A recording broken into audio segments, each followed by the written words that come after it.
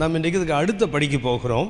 7ஆம் அதிகாரம், அப்போஸ்தலர் 7ஆம் அதிகாரம் 3ஆம் வசனம். நீ உன் தேசத்தையும் உன் இனத்தையும் விட்டு புறப்பட்டு நான் உனக்கு காண்பிக்கும் தேசத்துக்கு வா என்றார். கர்த்தருடைய அழைப்பில் 2 நோக்கங்கள். ஒரு நோக்கம் என்ன? உன்னுடைய தேசத்தை விடு, அடுத்தது உன்னுடைய இனத்தை விடு. ஆபிரகாமின் அழைப்பில் 2 விட வேண்டும். ஒன்று என்ன விடணும்? தேசத்தை விடணும். 2வது எதை விடணும்? இனத்தை விட வேண்டும்.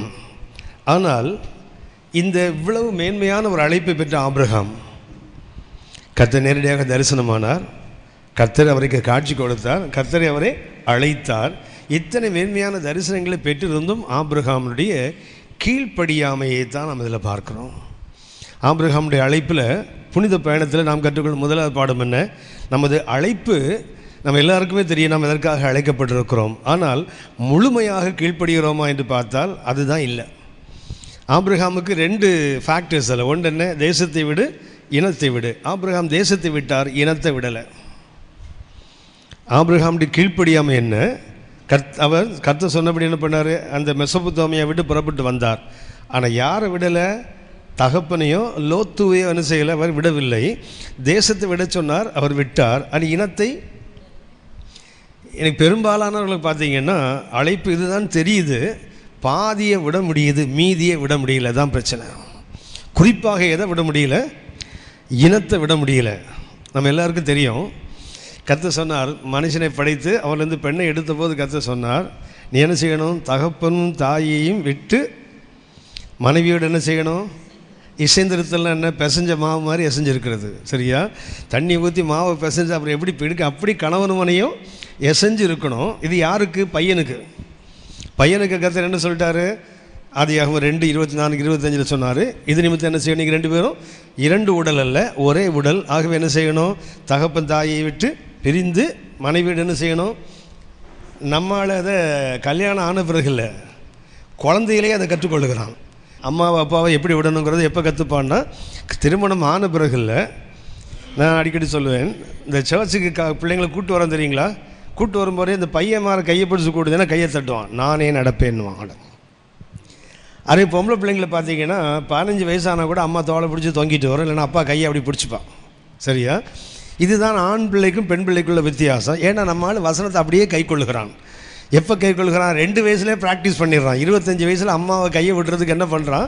2 வயசுலேயே கையை தட்டிடுறான் ஆள். நம்மளால் வசனத்துக்கு ரொம்ப ஃபாஸ்ட்டாக இருப்பான் ஆள். ஆனால் பெண்கள் இருக்குது அவ்வளோ ஈஸியாக அம்மாவை அப்பாவை விடாது, இனத்தை விடாது. அதனால தான் கர்த்தர் சங்கீதம் 45:10 வாசிங்க. சங்கீதம் 45:10. குமாரத்தியே கேளு. அன்னைக்கு மாத்திரம் இன்னைக்கும் சொல்கிறேன், குமாரத்தியே கேள். நீ உன் செவியை சாய்த்து என்ன செய்யுது? செவியை சாய்த்து என்ன பண்ணு? சிந்தித்துக்கொள். காது நல்ல சாட்சி என்ன பண்ணு? கேட்கறது மாத்திரம் இல்லை, சிந்தித்துக்கொள். உன் ஜனத்தையும் உன் தகப்பன் வீட்டையும் மறந்து விடு. என்ன செய்யணும்? மறந்துருக்கீங்களான்னு கொஞ்சம் பாருங்களேன். நான் இந்த பக்கம் பார்த்து கேட்குறேன், உங்களுக்கு கேட்கல. ஏன்னா அவங்கள ஏற்கனவே மறந்தவர்கள். யோசித்து பாருங்கள். பசங்க உடனே அது கீழ்ப்படுகிறான் வசனத்துக்கு. இது பெண்கள் கீழ்ப்படியாதுன்னு தெரிஞ்சு தான் கர்த்தர் சொல்லிட்டாரு, செவியை சாய்த்து சிந்தித்துக்கொள், உன் இனத்தையும் தகப்பன் வீட்டையும். அவனுக்காவது பிரிந்து வர சொன்னார், மறக்க சொல்லலை. பெண்ணுக்கு மறந்தே வர சொல்லியிருக்கார். அப்போது தான் ராஜா உன் அழகில் பிரியப்படுவார். இன்றைக்கி நாம் இன்றைக்கி என்ன செய்கிறோம்னா, அழைப்பின் ஒரு பகுதியை ஏற்றுக்கொள்கிறோம். எதை? தேசத்தை விடுனா விட்டுருவோம். ஆனால் எதை விட முடியலை? இனத்தை விடுவது ஆபிரகாமுடைய ஃபெயிலியர். அதுதான் ஆபிரகாமுடைய அழைப்பிலே நாம் கற்றுக்கொள்ள வேண்டிய பாடம் என்ன? ஒரு புனித பயணத்தை நீங்கள் நானும் மேற்கொண்டிருக்கிறோம். இதில் கற்றுக்கொள்ள வேண்டிய பாடம் என்ன? தேவனுடைய அழைப்புக்கு நீங்கள் நானும் செவி கொடுக்கிறோம். தேவனுடைய அழைப்புக்கு நீங்கள் நானும் கீழ்ப்படுகிறோம், முழுமையாக அல்ல. நம்ம எல்லாருக்கும் தெரியும், partial obedience is counted as disobedience. அரைகுறையான கீழ்ப்படிதலும் கீழ்ப்படியாமை தான். கீழ்ப்படிதல் என்றால் முழுமையாக கீழ்ப்படிவது தானே தவிர அரைகுறையாக கீழ்ப்படிவது கீழ்ப்படிதல் அல்ல. இன்றைக்கு கர்த்தருடைய அழைப்புக்கு அநேக கீழ்ப்படுகிறோம் என்று சொல்லி கொண்டிருக்கிறோம். எவ்வளோதான் கீழ்ப்படிவோம்? நமக்கு முடிஞ்ச வரைக்கும் கீழ்ப்படிய முடியாத போது. ஒன்று கவனியுங்கள், ஆபிரகாம் அவருடைய அழைப்பின் 2 பகுதி. ஒன்று என்ன விடு? தேசத்தை விடு, இனத்தை விடு. அவர் எதை விட்டார்? தேசத்தை விட்டார், இனத்தை விடலை இல்லையா? நல்லா கவனித்து பார்த்தீங்கன்னா தெரியும். தேசத்தை விட்டு விட்டு இனத்தை விடாமல் இருந்தால் தெரியுங்களா, ஒரு காலம் வரும் அவர் ஒன்றுக்கு கீழ்ப்படிந்து ஒன்றை உடைத்தார். கொஞ்ச நாளான என்ன ஆகும் தெரியுங்களா, முதல்ல அவர் கீழ்ப்படிந்தார் பதிலாக அதையும் உடைப்பார்.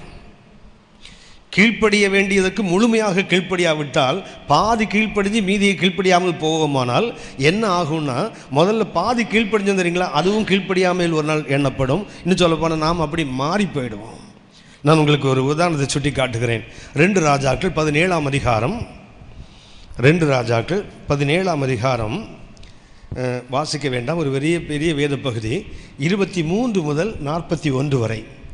இந்த பகுதியில் நாம் கவனிக்கிற முக்கியமான ஒன்று என்னவென்றால், உங்களுக்கு தெரியும் 2 ராஜாக்கள் 17ஆம் அதிகாரம் இஸ்ரவேலின் வரலாற்றில் மிக முக்கியமான ஒரு பகுதி. ஏனென்றால் இஸ்ரவேலின் 10 கோத்திரங்கள், அந்த வடக்கு ராஜ்யம் முழுவதும் தொலைந்து போனது எங்கன்னா இந்த 2 ராஜாக்கள் 17ஆம் அதிகாரத்தில் தான். இந்த 2 ராஜாக்கள் 17ஆம் அதிகாரத்தில் தான் இஸ்ரவேலில் 12 கோத்திரங்களில் 10 கோத்திரங்கள் இஸ்ரவேல் என்று அழைக்கப்பட்டது, 2 கோத்திரங்கள் யூதேயா என்று அழைக்கப்பட்டது. அந்த 10 கோத்திரமும் தொலைந்து போய் இந்நாள் வரைக்கும் அவங்க திரும்ப வரலன்னு அந்த வசனம் சொல்லப்படுகிறது. அதாவது அசீரியாவுக்கு அடிமையாக கொண்டு போகப்பட்டது 17ஆம் அதிகாரத்தில் தான். இவர்களை கொண்டு சென்று விட்டு அங்கிருந்து என்ன செய்கிறான், 5 விதமான மக்கள் இனத்தை அசீரியாவிலேருந்து கூட்டிகிட்டு வந்து இஸ்ரவேலில் இருந்து 10 கோத்திரங்கள் இருந்தாங்க இல்லையா, அந்த பகுதியில் அவளை குடியேற்றினார்கள். நடந்தது என்னவென்றால், இவங்க வந்து இஸ்ரவேல் நாட்டில் அந்நிய தேவனை ஆராதித்தபடியினால அங்கே என்ன வந்ததுதான், கொடிய விலங்குகள் வந்தது, சிங்கங்கள் வந்தது, ஜனங்கள் பாதிக்கப்பட்டார்கள். உடனே இங்கே குடியிருக்கிறவன் என்ன பண்ணால், அசீரிய ராஜாவுக்கு முறையிட்டார்கள்.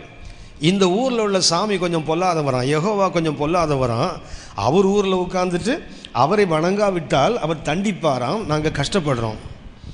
உடனே நாங்கள் செய்தி போன உடனே அந்த அசீரிய ராஜா என்ன செய்கிறான், இங்கேருந்து பிடிச்சிட்டு போன ஆட்களில் ஆசாரிகள் இருப்பாங்க இல்லையா, அதில் ஒருத்தர் அனுப்பி என்ன பண்ணுறான், நீங்கள் போய் உங்கள் ஊரில் உங்கள் தேவனை ஆராதிப்பதற்கு நீங்கள் கற்றுக் கொடுங்க.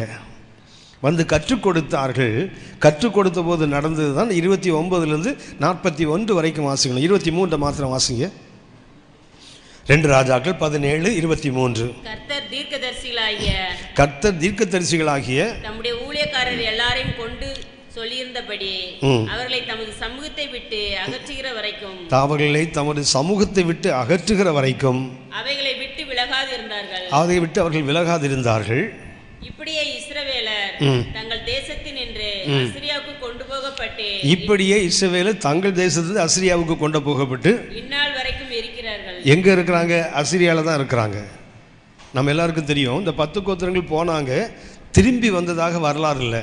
ஆனால் அந்த 2 கோத்திரம் பாபிலோனுக்கு போயிட்டு 70 ஆண்டுகளுக்கு திருப்பி வந்தாங்க. அவர்கள் வந்ததாக வரலாறு இல்லை. வேறு சொல்லுது, இந்நாள் வரைக்கும் எங்கே தான் இருக்கிறாங்க? அங்கே தான் இருக்கிறாங்க. இவர்களை அகற்றி விட்டு அந்த இடத்துல யாரை கொண்டு வைக்கிறான்? அசீரியர்களை கொண்டு இங்கே வைக்கிறார்கள். இன்னும் சொல்லப்போனால் அவர்கள் வந்து சமாரியாவை கட்டி அதை தலைநகரமாக வைத்து அவர்கள் வாழுகிறார்கள். இங்கே தான் என்ன ஆகுது, பிரச்சனை வந்தபோது ஒரு இஸ்ரவேலின் ஆசாரியனை கொண்டு வந்து அவர்களுக்கு இஸ்ரவேலின் நாட்டில் இஸ்ரவேலின் தேவனை ஆராதிப்பது எப்படி என்று கற்றுக் கொடுத்தார்கள். அவர்கள் கற்றுக்கொண்டார்கள். 32ஆம் வசனம் வாசிங்க. 32. அவர்கள் கர்த்தருக்கு பயந்ததும் அன்றி, அவங்க என்ன பண்றாங்க, ஒரு நல்ல வழியை கற்றுக்கொண்டார்கள். கர்த்தருக்கு பயந்ததும் அன்றி மேடைகளில் உள்ள கோவில்களில் தங்களுக்காக ஆராதனை செய்கிறதற்கு தங்களுக்குள் ஈனமானவர்களை ஆசாரியர்களாகவும் ஏற்படுத்தினார்கள். என்ன பண்றான் பாருங்க, கர்த்தருக்கும் பயந்து ஆராதிக்கணும், அதனால எதையும் விட்டு விடக்கூடாது, அவனுடைய முன்னோர்களுடைய தெய்வங்களையும் விட்டு விடக்கூடாது. இஸ்ரவேலுக்கு வந்துட்டான், இங்கே குடியேறி விட்டார்கள். எதை கற்றுக்கொள்கிறார்கள்? கர்த்தரை எப்படி ஆராதிப்பதென்று கற்றுக்கொள்ளுகிறார்கள். ஆனால் எது போகலை? அந்த பழைய சரக்கு இன்னும் போகலை. இன்னைக்கு வரைக்கும் நம்மகிட்ட இருக்குதானே, சரியா? என்னதான் ரட்சிக்கப்பட்டாலும் சரிதான், கிறிஸ்தவத்தில் பாரம்பரியங்கள் இல்லையா? கிறிஸ்தவத்தில் பாரம்பரியம் இல்லையா? இன்றைக்கும் திருமணம் சொன்னால் அந்த கல்யாண லெட்டர் இருக்குது தெரியுங்களா, கொஞ்சம் மஞ்சள் பூசி தானே கொடுக்குறான் நம்ம ஆள். 4 மூலையிலையும் ஒன்றை கூட விட்டுறக்கூடாது, சரியா? 4 மூலையிலையும், பைபிளில் 4 மூலையிலையும் தூதர்கள் என்று ஆக்கினை வராமல் தடுத்து நிறுத்தினான்னு போட்டிருக்குது. வெளிப்பாடு 7:1. நம்மளால மஞ்சள் பூசி கொடுக்குறான்னு. அதை விட ஒரு பெரிய தேவ மனிதன் இன்றைக்கு அழைத்து கொள்ளப்படுகிற ஒருவர் ஒரு முறை அவர் பேசுகிறார். அவருக்கு திருமணத்துக்கு கிறிஸ்தவர்கள் கடிதம் திருமண அழைப்புதல் கொண்டு வந்தால் பெரிய தட்டில் பூ, பழம், மஞ்சள், அப்புறம் தேங்காய் இதெல்லாம் வச்சு தான் எதை கொடுக்குறாங்களாம், அந்த இன்விடேஷன் கொடுக்குறாங்களே. அவர் சொல்லுகிறார், அந்த பூ மஞ்சள்லாம் வச்சா என்ன தப்பு இருக்குது? அதெல்லாம் ஒன்றும் தப்பு இல்லை. அவர் திருமணம் ஆகாதவர். அவர் சொல்கிறார், எனக்கு குழந்தைங்க இருந்தால் என் பிள்ளைங்களுக்கு கூட கல்யாணம் இப்படி தான் பண்ணுவேன். உலகம் அறிந்த ஒரு பெரிய தீர்க்கதரிசி, அவரும் இப்படி தான் பேசிட்டு உட்கார்ந்துருக்காரு. எங்கே போயிட்டு இருக்கிறது இந்த ஆவிக்கிற உலகம் தெரியவில்லை. என்னாச்சுன்னா இரண்டையும் வைத்திருக்கிறார்கள். ஒன்று எதை வச்சிருக்காங்க? கர்த்தரை ஆராதிப்பதையும் கற்றுக்கொள்ளுகிறார்கள். கூட எதையும் வச்சுருக்காங்க? தாங்கள் விட்டு வந்த வீட்டில் நேரம் இருந்தால் வீட்டில் போய் படித்து பாருங்கள். 23 முதல் 41 வசனம் 2 ராஜாக்கள் 17. அது வாஸ்து பார்த்தீங்கன்னா அது ஒரு ஆழமான ஒரு கருத்தை நீங்கள நானும் கவனிக்கக்கூடும். என்ன தெரியுங்களா? அந்த அசிரியாவிலிருந்து 5 விதமான மக்கள் கூட்டம் வருகிறது. இந்த 5 மக்கள் என்ன பண்ணுறான் தெரியுங்களா? ஒவ்வொருத்தரும் அவனுடைய சாமியை கொண்டு வரான். கொண்டு வந்து எங்கே வரான்? சமாரியாவில் கொண்டு உட்கார்ந்துருக்கிறானுங்க. இவனுக்கு என்ன இருக்குது? ஒரு பக்கத்தில் 5 சாமி இருக்குது, இன்னொரு பக்கத்தில் என்னது? கர்த்தரும் இருக்கிறார். இவருக்கும் பயந்து என்ன பண்ணுறான்? ஈனமானவெல்லாம் ஆசாரியனா மாற்றுறானா. அதே நேரத்தில் அந்த தெய்வங்களையும் வணங்குகிறார்கள். 2 பக்கமும் இருக்குது பாருங்களேன். என்ன ஆச்சரியம் என்றால், பின்னாடி யோவான் 4ஆம் அதிகாரத்தில் அந்த சமாரிய பெண்ணோடு இயேசு பேசும்போது சொல்லுவா தெரியுங்களா? உனக்கு 5 புருஷர்கள் உண்டு சொன்னார் இல்லையா? அந்த 5 புருஷர்கள் யார் என்று அதாவது நமக்கு தெரியும். யோவான் நற்செய்தியில் மாத்திரம் பார்த்தீங்கன்னா ஒவ்வொரு அதிகாரத்திலும் ஒரு கருத்து இருக்கும், அதுக்கு பின்னாடி வேற ஒரு கருத்து இருக்கும். யோவான் நற்செய்தியில் மாத்திரம் பார்த்தீங்கன்னா ஒரு அதிகாரம் முழுதும் என்னதான் இருக்கும்? ஒரு நிகழ்ச்சி இருக்கும். அதை அடுத்து என்ன பண்ணுவார்? ரொம்ப தியாலஜிக்கலாக இறையியல் படி நிறைய விஷயங்களை சொல்லுவார். அதில் இந்த 4ஆம் அதிகாரம் என்ன தெரியுங்களா சொல்லுவார்? உனக்கு 5 புருஷன் உண்டு. 5 புருஷன் இருக்காங்க இல்லையா? 5 புருஷன் யாருன்னு சொன்னால் சமாரியாவில் வணங்கின அசிரியாவிலிருந்து கொண்டு வந்த 5 தெய்வங்கள் தான் 5 புருஷன். 6ஆவது இப்போ ஒருத்தர் இருக்காங்க. அது யார்? கர்த்தரை ஏற்றுக்கொண்டிருக்கிறாங்க. அவங்களுக்கு எத்தனை இருக்கிறாங்க? ஏற்கனவே 5 புருஷர்கள் என்பது யாருன்னு சொன்னால் அந்த 2 ராஜாக்கள் 17ஆம் அதிகாரத்தில் பார்த்தீங்கன்னா 5 மக்கள் இனங்கள் அசிரியாவிலிருந்து வர்றாங்க. ஒவ்வொருத்தரும் என்ன பண்ணுறான்? அவனுடைய தெய்வத்தை கொண்டு வருகிறான். அந்த 5 சாமியும் இருக்குது. 6ஆவது யாரையும் வைத்திருக்கிறான்? கர்த்தரையும் தேவனாக வைத்திருக்கான்னு சொல்லுறான். உனக்கு 5 புருஷன் இருக்கிறான், 6ஆவது ஒரு புருஷன் இருக்கிறான். இப்போ யாரை தேடிட்டு இருக்கிற? 7ஆவது ஒரு ஆளை தேடிட்டு இருக்கிற. அவர் தான் பரிபூர்ணமான ஆண்டவராகிய இயேசு. அப்படின்னா தெய்வங்கள் வேதத்தில் எந்த ஒரு வேத பகுதியை பார்த்தாலும் அதற்கு எழுத்தின்படியும் அர்த்தம் உண்டு, ஆவிக்குரிய அர்த்தமும் அதற்கு உண்டு. நான் ஏற்கனவே சொல்லியிருக்கேன், திரும்ப நினைப்பூட்டுகிறேன். யோவான் 6ஆம் அதிகாரத்தில் மன்னிக்கணும், யோவான் 5ஆம் அதிகாரத்தில் இந்த 38 ஆண்டுகள் ஒருவன் படுத்திருந்தான் இல்லையா பெருசா குளத்தில்? ஞாபகம் இருக்குதா? அவன் எங்கே இருந்தான் தெரியுங்களா? அவனை சுற்றி எத்தனை மண்டபங்கள் இருந்தது? அவன் இருந்த அந்த பெருசா குளத்தில் 5 மண்டபங்கள். எத்தனை வருஷம் அங்கே படுத்திருந்தான் தெரியுங்களா? 38 ஆண்டுகள். இது எழுத்தின்படி உண்மை. ஆனால் அதில் ஆவிக்குரிய அர்த்தம் எடுத்தீங்கன்னா 5 மண்டபங்கள் என்பது பஞ்ச ஆகமங்களை குறிக்கும். 5 ஆகமம் இருக்குத. யூதர்கள் எங்கே இருந்தானுங்க? குருடனாக, சப்பானியாக, ஊனனாக எங்கே இருந்தான்னா 5 ஆகமங்களுக்குள்ளே கிடந்தான். எத்தனை ஆண்டுகள் வனாந்தரத்தில் பயணம் செய்தான்? 38 ஆண்டுகள். அவங்க ஒருத்தன் படுத்து கிடக்கிறான. 38 ஆண்டுகள் என்பது அந்த வனாந்தர பயணத்தை சுட்டி காட்டுவது. யோவானில் மாத்திரம் பார்த்தீங்கன்னா ஒவ்வொரு கருத்தும் மேலோட்டமாக ஒன்று இருக்கும், உள்ளே பார்த்தீங்கன்னா அதுக்கு வேறொரு கருத்து இருக்கும். அதைத்தான் 2 ராஜாக்கள் 17 நாம் கற்றுக்கொள்கிறோம். என்ன பண்ணுறான்? ஒரு பக்கத்தில் அவர்களுடைய பூர்வீக தெய்வங்களும் அவர்களுக்கு இருக்கிறார்கள். கடவுள் என்ன பண்ணுறான்? கர்த்தரை ஆராதிக்கவும் கர்த்தருக்கு ஊழியம் செய்யவும் கற்றுக்கொள்ளுகிறான். என்னன்னா 2ஐயும் ஒழுங்காக செய்ய மாட்டான், 2க்கு நடுவில் இருப்பான். ஒரு முறை ஒரு ஹிந்து சகோதரர் என்கிட்ட கேட்டார், பிரதர் எனக்கு ஒரு பைபிள் கொடுங்கன்னு கேட்டார். எதுக்குன்னு? நான் படித்து பார்க்கணுன்னு எனக்கு தோணுது. நான் அவர்கிட்ட கேட்டேன், நீங்கள் பகவத்கீதை படிச்சிருக்கீங்களா? நீ ஹிந்து தானே, பகவத்கீதை படிச்சிருக்கியா? இல்லைன்னார். முதல்ல அதை படிச்சுட்டு அப்புறம் இதை தரேன் உனக்கு. ஏன்னா நீ எங்கே இருக்கேன்னு உனக்கு தெரியாத, நீ எங்கே இருக்கேன்னு முதல்ல உனக்கு தெரிஞ்சுக்கோ. அதாவது அப்போ தான் உங்களுக்கு தெரியும் தானே. ஒரு எலக்ட்ரானிக் ஐட்டம் ஒன்று வாங்குறீங்கன்னா முதல்ல என்ன சொல்லி தருவாங்களா? டோன்ட்ஸை கற்றுக் கொடுப்பான், அப்புறம் தான் டூஸ் கற்றுக் கொடுப்பான். முதல்ல என்ன செய்யணும்? செய்யக்கூடாதவைகளை கற்றுக்கொண்டால் தான் அதுக்கப்புறம் எதை செய்யணும்னு கற்றுக்கொண்டால் புரியும். எதை செய்யக்கூடாதுன்னு கற்றுக்கொள்ளாமல் செய்ய வேண்டியது மாத்திரம் கற்றுக் கொடுத்தா தப்பானதை வச்சு புஸ்குன்னு போயிட்டா என்ன பண்ணுறது? இங்கே 2 பக்கமும் வாழ கற்றுக்கொண்டார்கள். ஆபிரகாமும் அதைத்தான் செய்கிறார். ஒன்று என்ன பண்ணுறாரு? கர்த்தருடைய அழைப்புக்கு பாதி கீழ்ப்படுகிறார், அடுத்த பாதி ஒன்று நான் உங்களுக்கு சுட்டி காட்டுகிறேன். இயேசு தேசத்தையும் விட்டார், இனத்தையும் விட்டார். ஒன்று பரலோக தேசத்தை விட்டு தான் அந்த உலகத்துக்கு வந்தார். இங்கே வந்தபோது முதல் எதை விட்டார் தெரியுங்களா? மத்தேயு 4ஆம் அதிகாரம் 13ஆம் வசனம் வாசிங்க. நாசரேத்தை விட்டு எதை விட்டார்? எந்த நாசரேத்தில் அவர் ஞானத்திலும் வளர்த்தியிலும் தேவ கிருபையிலும் மனித தயவிலும் அதிகமாக விருத்தி அடைந்தாரோ, என்னைக்கு அவர் ஊழியத்துக்கு வருகிறாரோ, என்றைக்கு அவர் தன் அழைப்பை நிறைவேற்றுகிறாரோ, அப்போ என்ன பண்ணா தெரியுங்களா? நாசரேத்தை விட்டார். இன்றைக்கி நிறைய பேருக்கு நாசரேத்தை விட முடியல. நாசரேத்தை விட்டார். விட்டு தான் என்ன பண்ணுறாரு? கலிலேயாவுக்கு வருகிறார். அவர் விடுவதற்கும் காரணம் உண்டு, அவர் தெரிந்து கொள்வதற்கும் காரணம் உண்டு. நாசரேத்தை ஏன் விடணும்? இந்த நாசரேத்து தான் அவரை வளர்த்தது, இங்கே தான் அவர் ஆளாக்கியது. ஆனால் அந்த நாசரேத்தில் அவர் ஒட்டி கொண்டு இருக்கவில்லை.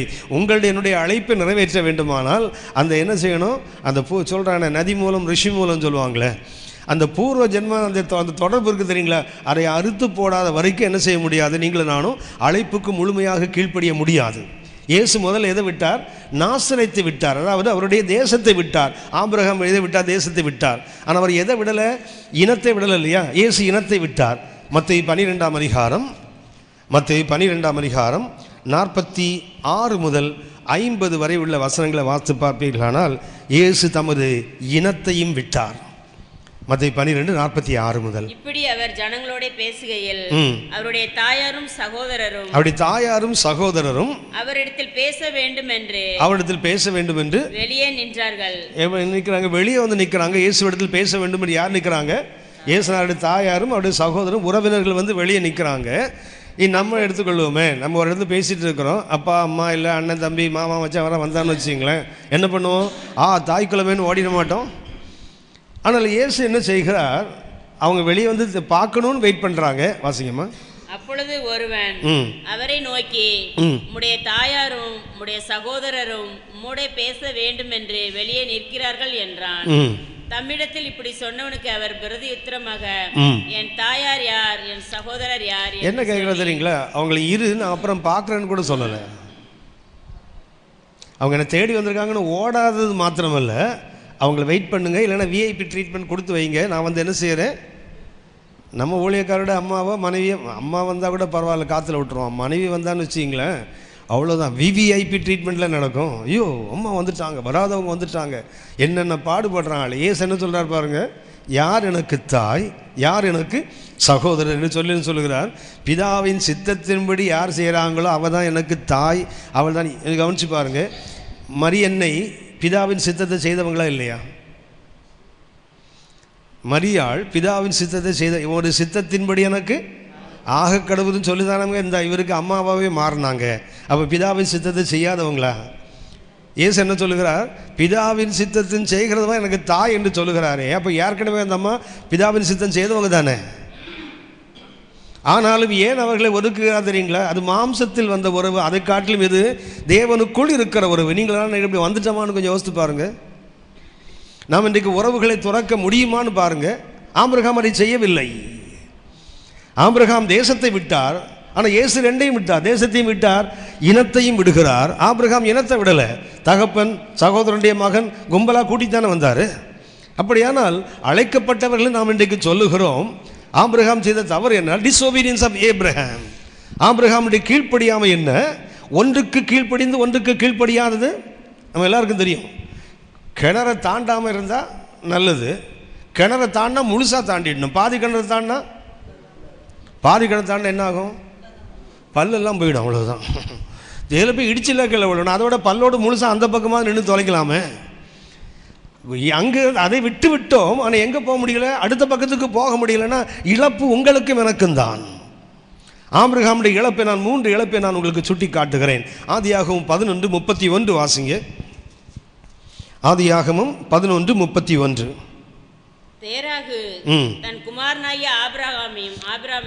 தேராகு தன் குமாரனாகிய ஆபிரகாமையும் ஆரானுடைய குமாரனும் தன் பேரனுமாய் இருந்த லோத்தையும் தன் குமாரன் ஆபிரகாமுடைய மனைவியாகிய தன் மருமகள் சாராயையும் அழைத்துக் கொண்டு அவர்களுடனே ஊர் என்கிற கல்தேயருடைய பட்டணத்தை விட்டு கானான் தேசத்துக்கு போக புறப்பட்டான். கவனிச்சிங்களா?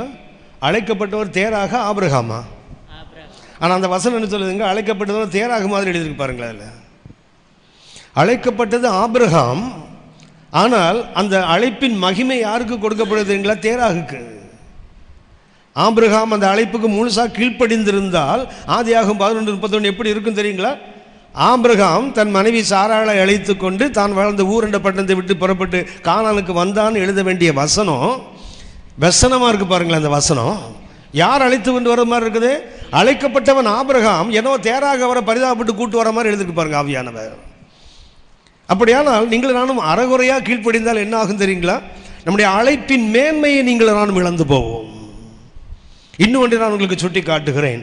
நாம் ரெண்டில் ஒன்றை இழந்தால் அடுத்து என்ன ஆபத்துன்னு சொன்னேன், ரெண்டாவதையும் இழப்பதற்கு வாய்ப்பு உண்டு. ஒரு வேத பகுதியை நான் உங்களுக்கு சுட்டி காட்டு, ஒரு வசனத்தை சுட்டி காட்டுகிறேன். உன்னத பாட்டு 5ஆம் அதிகாரம் 2, 3 வசனங்களை வாசிங்க. உன்னத பாட்டு 5ஆம் அதிகாரம் 2, 3 வசனங்கள்.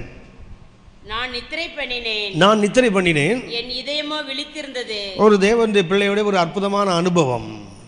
தூங்குறாங்க, ஆனால் இருதயம் மாத்திரம் என்ன பண்ணுது, விழித்திருக்கிறது. 1 தெசலோனிக்கர் 5ஆம் அதிகாரம் 6ஆம் வசனத்தில் வாசிக்கிறோம், நீங்கள் உலகத்து மனுஷனை போல தூங்கக்கூடாதுன்னு போட்டிருக்குது. நீங்கள் இருளுக்குரியவர்கள் பகலுக்குரியவர்கள், ஆனால் மற்றவர்கள் தூங்குகிற போல நீங்கள் தூங்காமல்னு போட்டிருக்குது. ஒரு அற்புதமான அனுபவம் இந்த பெண்ணுக்கு இருக்கிறது. அவள் என்ன பண்ணுறா, தூங்குகிறாள், அவள் இருதயமோ விழித்திருக்கிறது. கதவை தட்டுகிற என் நேசரின் சத்தத்தை கேட்டேன். தூங்கினால் கூட அவளுக்கு என்ன தெரியுது, இது என் நேசரின் சத்தம் என்று கண்டுகொள்ளக்கூடிய அந்த டிசர்னிங், பகுத்தறிகின்ற தன்மை அவளுக்கு இருக்கிறது. என் சகோதரியே, அவர் வெளியில் தட்டுகிறார், என் சகோதரியே, என் பிரியமே, என் பிரியமே, என் புறாவே, என் புறாவே, என் உத்தமியே, என் உத்தமியே, கதவை திற. என் தலை பனியினாலும், என் தலை பனியினாலும், என் தலைமை இரவில் பெய்யும் தூறலினாலும் நனைந்திருக்கிறது என்றார். எவ்வளவு நேரம் தட்டுறாருன்னா, இரவில் பெய்த மழை. இரவு எப்போ ஆரம்பிக்கும், சாயங்காலம் 6 மணிக்கு ஆரம்பிச்சார் இரவு. அப்போ இருந்து என்ன பண்ணுறார், அவர் கதவை தட்டுகிறார். பனி எப்போ வரும், சங்கீதம் 113 வாசிக்கிறோம், விடியற் காலத்தின் கற்பத்தில் பிறக்கும் பனி. அப்படின்னா இரவெல்லாம் மழையில் நனைஞ்சிட்டே தட்டுகிறார். விடியற் காலத்தில் பெய்கிற காலை 3 முதல் 6 மணி வரை தான் விடியற் காலம், 4ஆம் ஜாமம். அதில் என்ன ஆகுது, பனியிலும் நனைந்து கொண்டு கதவை தட்டுகிறார். தட்டுகிறவர்கிட்ட எது மாத்திரம் போகலை, அன்பு மாத்திரம் போகலை. பாருங்கள், என் பிரியமே, என் புறாவே, என் ரூபவரியே, உத்தமியே. அக்கள் என்ன சொல்லணும், என் சனியை, என் உதவி, என் பீடை, இப்படி தான் திட்டணும் இல்லையா. ராத்திரி முழுவதும் மழையில் நனைஞ்சு காலையில் பனியில் நனைஞ்சா எப்படி இருந்திருப்பார் பாருங்க. அத்தனை துன்பங்களுக்கு நடுவிலும் நேசர் என்ன செய்யல, மணவாட்டியின் மேல் வைத்த அன்பை மாற்றிக்கொள்ளவில்லை. ஏன், அந்த மணவாட்டி மேல் வைத்த அந்த அன்பு என்ன பண்ணுது, அவள் கதவை திறக்க, அவ்வளோ தூங்கலை, முழிச்சு தான் உட்காந்துருக்குது. திருட்டு கொட்டுன்னு சொல்கிறான் நம்ம ஊரில், அதுதான். உள்ளே உட்காந்து என்ன பண்ணுது, விழித்திருக்குது இருதயம். தட்டுறது யாரும் தெரியுது, நேசரெண்டும் தெரிகிறது. ஆனால் கதவை திறக்காமல் இருந்தா யோசித்து பாருங்களேன். நைட் ஷிஃப்ட் போயிட்டு 2 மணிக்கு ஒருத்தர் வீட்டுக்கு வராருன்னு வச்சிங்களேன், வந்து கதவை தட்டுறாருன்னு வச்சிங்களேன், என்ன நடக்கும் சொல்லுங்கள். கதவை தட்டுறாங்க இல்லையா, ராத்திரி 2 மணிக்கு கதவை என்ன ஆகும் சொல்லுங்களேன். என்ன ஆகும் தெரியுங்களா, அந்த வீட்டை தவிர மீதி எல்லா வீடும் திறக்கும். பார்த்துருக்கீங்களா, எந்த வீட்டு கதவை தட்டுறானோ அதை தவிர மீதி. நமக்கு எப்பவுமே அடுத்த வீட்டு கதவை தட்டினா தான் நமக்கு சத்தம் கேட்கும். நம்ம வீட்டு கதவை தட்டினா நமக்கு சத்தம் கேட்காது. கேட்குதில்ல, சத்தம் கேட்டு எப்போ எழுப்புவாங்க, கொஞ்சம் லேட்டானால் வெளியே நிற்கிறவர் உத்தமியே புறாவேன்னு சொல்லிட்டு இருப்பார்.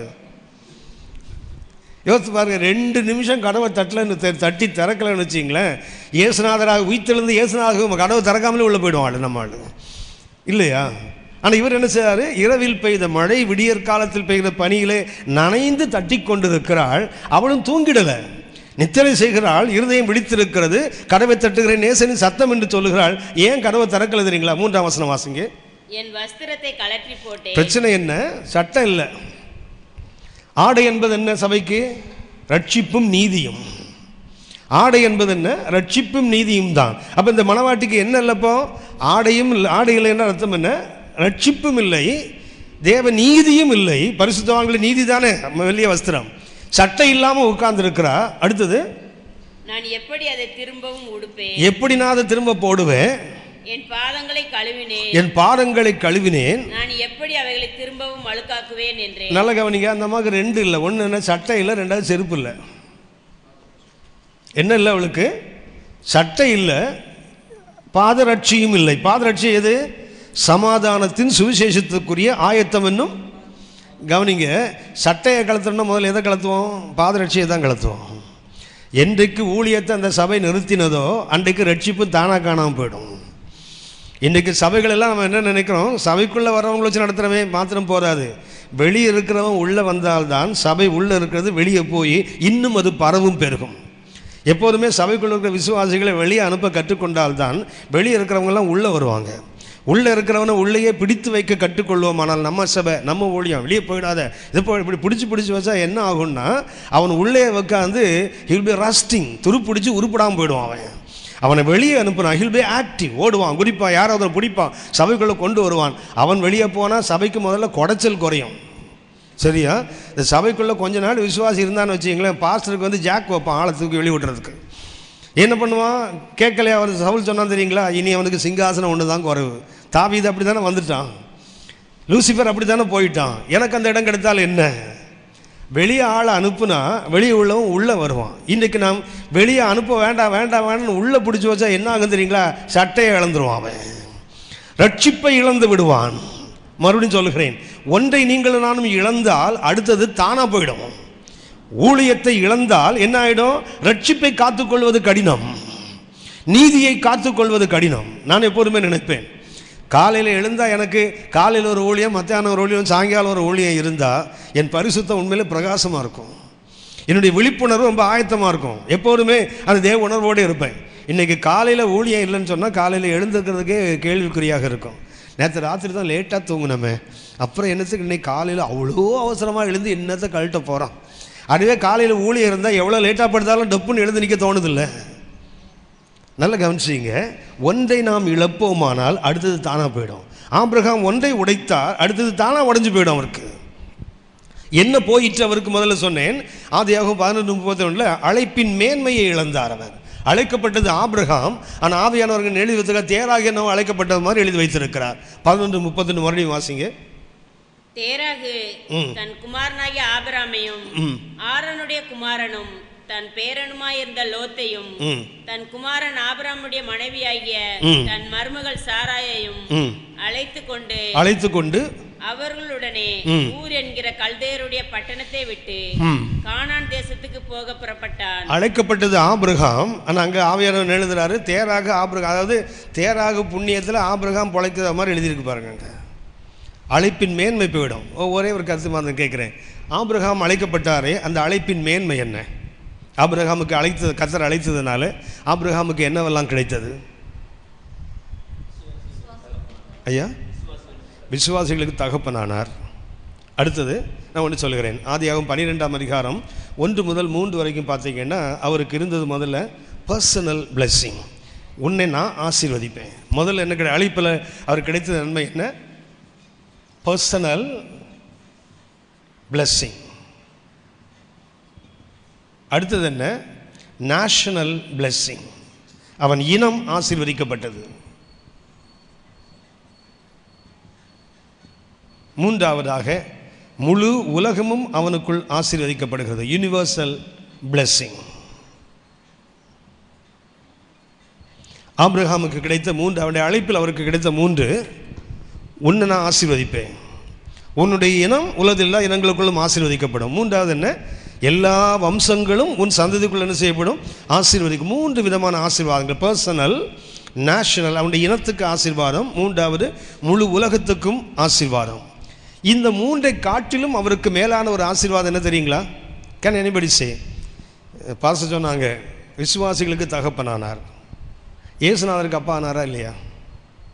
ஆபிரகாம் இயேசுநாதருக்கு அப்பா ஆனாரா இல்லையா? எதனால் ஆனார்? இந்த அழைப்பினால. யோசுவா 24ஆம் அதிகாரம் 2ஆம் வசனம் வாசிங்க. யோசுவா 24:2. யோசுவா 24:2. அப்பொழுது யோசுவா சகல ஜனங்களையும் நோக்கி இஸ்ரவேலின் தேவனாகிய கர்த்தர் சொல்லுகிறது என்னவென்றால் பூர்வத்திலே உங்கள் பிதாக்களாகிய ஆபிரகாமுக்கும் நாகோருக்கும் தகப்பனான தேராகு என்பவன் நதிக்கு அப்புறத்திலே குடியிருந்த போது அவர்கள் வேற தேவர்களை சேவித்தார்கள். அவர்கள் கர்த்தரை சேவிக்கவில்லை, வேற தெய்வங்களை, விக்கிரகங்களை வணங்கி கொண்டிருந்தார்கள். நான் நதிக்கு அப்புறத்தில் இருந்த உங்கள் தகப்பனாகிய ஆபிரகாமை அழைத்து கொண்டு வந்து அவனை கானான் தேசமெங்கும் சஞ்சரிக்க செய்து அவன் சந்ததியை திரட்சியாக்கி அவனுக்கு ஈசாக்கை கொடுத்தேன். அப்படின்னா சந்ததி திரட்சியாக்குவதற்கு யார் வேண்டாம்? ஈசாக்கு வேண்டாம். அந்த வசனம் மீனிங்ஃபுல்லாக இருக்கணும்னா திருப்பி இருக்கணும்.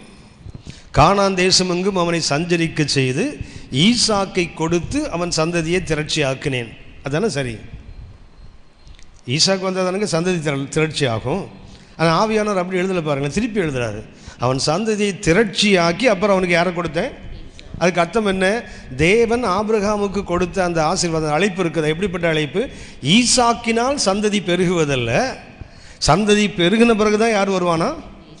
அப்போ உங்களுக்கு தோணும் இஸ்மவேல் இருப்பானோ முன்னாடி, ஏன்னா இஸ்மவேல் முதலே வந்துட்டான்ல.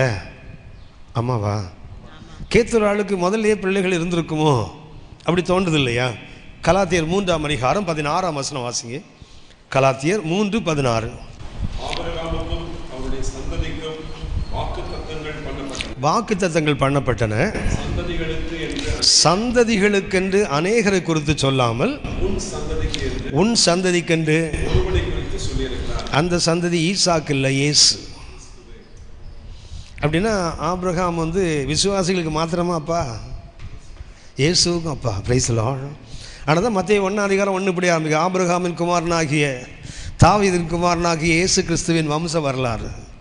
அவன் அழைப்பின் மேன்மை என்ன தெரியுங்களா? he became the father of God himself. பரலோகத்தின் தேவனுக்கே அப்பாவா மாறிட்டான். யோசித்து பாருங்க, உங்களுடைய அழைப்பின் மேன்மை என்னன்னு யோசித்து பாருங்க. இந்த அழைப்பை போய் ஆபிரகாம் அசட்டை பண்ணி அதை இழந்து போயிட்டார் பாருங்க. பரலோகத்தின் தேவனுக்கு தகப்பனாய் மாறுகின்ற, சொல்லப்போனா பரலோகத்தின் தகப்பன் ஆபிரகாமின் சந்ததி என்று அழைக்கப்படுகின்ற ஒரு மேன்மை இந்த அழைப்பில் உண்டு. ஆனால் ஆபிரகாம் அதை உடைத்ததுனால் என்ன தெரியுங்களா? இன தேசத்தை விட்டார். எதை விடல? இனத்தை விட்டிருந்தால் அந்த மேன்மை அவருக்கு அப்படியே இருந்திருக்கும். ஆனால் பரிதாபம் வருது, இழந்து போகிறார். என்ன தேராகு புண்ணியத்தில் இவர் கானானுக்கு வந்த மாதிரி ஆவியானவர் எழுதக்கூடிய ஒரு அவல நிலை வந்ததில்லை. ஒன்றை எப்போதும் புரிந்து கொள்ள வேண்டும், அழைக்கப்பட்டவர்கள் அழைக்கப்படாதவர்களை கூட அழைத்து கொண்டு போனால் ஆபத்து தான் வரும். இன்னும் சொல்ல போனால் நம்முடைய அழைப்பின் மேன்மை இழந்து போவதற்கு எல்லா வாய்ப்புகளும் உண்டு. இதுதான் ஆபிரகாமுடைய தோல்வி. அழைப்பில் ஆபிரகாமுடைய தோல்வி. It's a failure in obedience of Abraham. என்னவ ரெண்டுல ஒன்றை நம்ம நினைக்கிறோம், ஒன்று கீழ்ப்படிந்தால் போதாதா? அதை முதல்ல சொன்னேன். Partial obedience is disobedience. அரைகுறை கீழ்ப்படிதலும் கீழ்ப்படியாமை தானே தவிர அது கீழ்ப்படிதல் அல்ல. ஆபிரகாம் அதைத்தான் செய்கிறார். அப்படின்னா அந்த அழைப்பின் மேன்மை இழந்து போச்சு இல்லை. ரெண்டாவதாக என்று சொல்லி காட்டுகிறேன். 11:32 வாசிங்க. ஆதியாகமம் 11:32. தேராகுடைய ஆயுசு நாட்கள் 205 வருஷம். தேராகு ஆரானிலே மரித்தான். தேராகு என்ன செய்தாரு?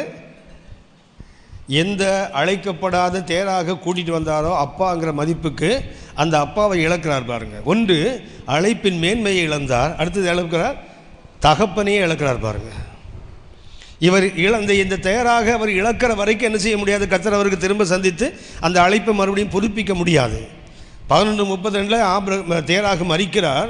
12:1 கர்த்தர் மறுபடியும் தரிசனமாகி நான் உனக்கு காண்பிக்கும் தேசத்துக்கு போ என்று அவரை மறுபடியும் டைரக்ட் பண்ணுறார் பாருங்க. அப்போ கர்த்தர் எது வரைக்கும் காத்திருக்கிறார்? அழைக்கப்படாதவனை கூட கூட்டிகிட்டு வந்தால் அவன் பிரிக்கப்படும் வரைக்கும் கர்த்தர் காத்திருக்கிறார் பேசுவதற்கு. அழைக்கப்படாத தேராக வந்தார், என்ன ஆச்சுது? அவனை இழக்க வேண்டிய அவசியம். அழைக்கப்படாதவங்களை கூப்பிட்டு போனீங்கன்னா நமக்கு மேன்மை போகிறது மாத்திரமல்ல, தேவையில்லாமல் உள்ளே அழைச்சிட்டு வந்ததுங்களா அவர்களை இழப்பதற்கும் ஆபத்து உண்டாகும். மூன்றாவது ஒன்றை சுட்டி காட்டி, இதில் இந்த அழைக்கப்படாத தேராக மாத்திரம் கூட யார் வராங்க? லோத்து வரார்ல. லோத்து அழைக்கப்பட்டவரா? லோத்து அழைக்கப்படாதவன். எதுக்கு கூப்பிட்டு வந்த? சகோதரன் பிள்ளைன்னு கூப்பிட்டு வந்த. இது அப்பான்னு கூட்டிகிட்டு வந்த. அது யாருன்னு கூப்பிட்டு வந்தீங்க? சகோதரன் பிள்ளைன்னு கூட்டிகிட்டு வந்தீங்க. என்ன நடந்தது? 13ஆம் அதிகாரம் ஆதியாகமம் 13ஆம் அதிகாரம் 9ஆம் வசனம் வாசிங்க. இந்த தேசமெல்லாம் உனக்கு முன் இருக்கிறது அல்லவா? இருக்கிறது அல்லவா? நீ என்னை விட்டு பிரிந்து போகலாம். நீ இடதுபுறம் போனால் நான் வலதுபுறம் போகிறேன். நீ வலதுபுறம் போனால் நான் இடதுபுறம் போகிறேன் என்றார். தேவையா இது? நீ கூட்டு வராமல் இருந்திருந்தனா உனக்கு இந்த பிரச்சனை வருமா? அப்படின்னு என்ன ஆகுது தெரியுங்களா? அழைக்கப்படாதவர்களை இழக்கின்ற வாய்ப்பு அடுத்தது. அழைப்பில் முழுமையாக கீழ்ப்படியாவிட்டால் என்ன ஆகும்னா, ஒன்று அழைப்பின் மேன்மையை நாம் இழக்கிறோம். ரெண்டாவதாக யார் யாரை நம்ம அழைக்கப்படாதவங்களை கூட கூட்டிகிட்டு வரோமோ அவர்களை இழந்தே போவோம் ஒரு நாள். ஆபிரகாமுக்கு தேராக இழந்தார், அடுத்து யார் இழக்கிறார்? லோத்துவையும் இழக்கிறார். போகட்டும். மூன்றாவது ஒன்றை சுட்டி காட்டுகிறேன். 11:32 மறுபடியும் வாசிங்க. தேராகுடைய ஆயுசு நாட்கள் 205 வருஷம். தேராகு ஆரானிலே மரித்தான். என்ன ஆச்சு தெரியுங்களா? அழைப்பு பாதியில் நின்று போயிடுச்சு. அழைப்பு புறப்பட்டு வந்தார் இல்லையா, பயணம் என்ன ஆச்சுது?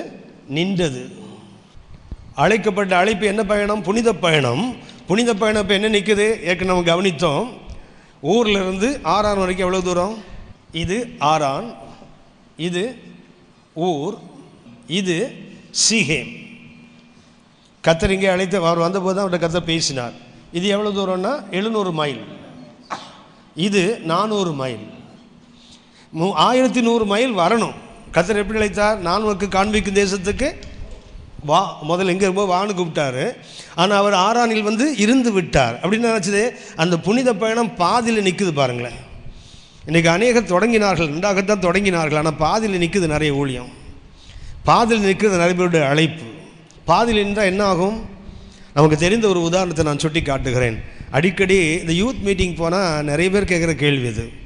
யூத் மீட்டிங் மாத்திரம் இல்லை, தாத்தாக்களும் கேட்குற கேள்வி இதுதான். யாத்திராகமம் 4:24 வாசிங்க. யாத்திராகமம் 4ஆம் அதிகாரம் 24ஆம் வசனம். வழியிலே தங்குமிடத்தில் கர்த்தர் அவனுக்கு எதிர்பட்டு எதுக்கு கொல்ல பார்த்தார்? இதுதான் கேள்வி. உங்களுக்கு கேட்டுப்பாங்க, நீங்களே ஏதாவது சமாளிச்சிருப்பீங்க, இல்லைன்னா ஏதாவது பதில் சொல்லியிருப்பீங்கல்ல. அவர் தானே கூப்பிட்டு வந்தார், கர்த்தர் தானே கூப்பிட்டு வந்தார். அப்புறம் ஏன் வழியில் கொல்ல பார்த்தார்? ஐயா விருத்த சேதனம் என்று நாம் சொல்லிட்டு இருப்போம் இல்லையா? அதில் சில கருத்துக்களை கவனிக்கணும். நான் முதல்ல ஒரு கேள்வி கேட்குறேன், தயவுசெய்து குழப்புகிறேன் என்று எண்ணிக்கொள்ளக்கூடாது, உங்களை சிந்திப்பதற்காக கேட்குறேன். மறுபடியும் வாசிங்க இந்த வசனத்தை.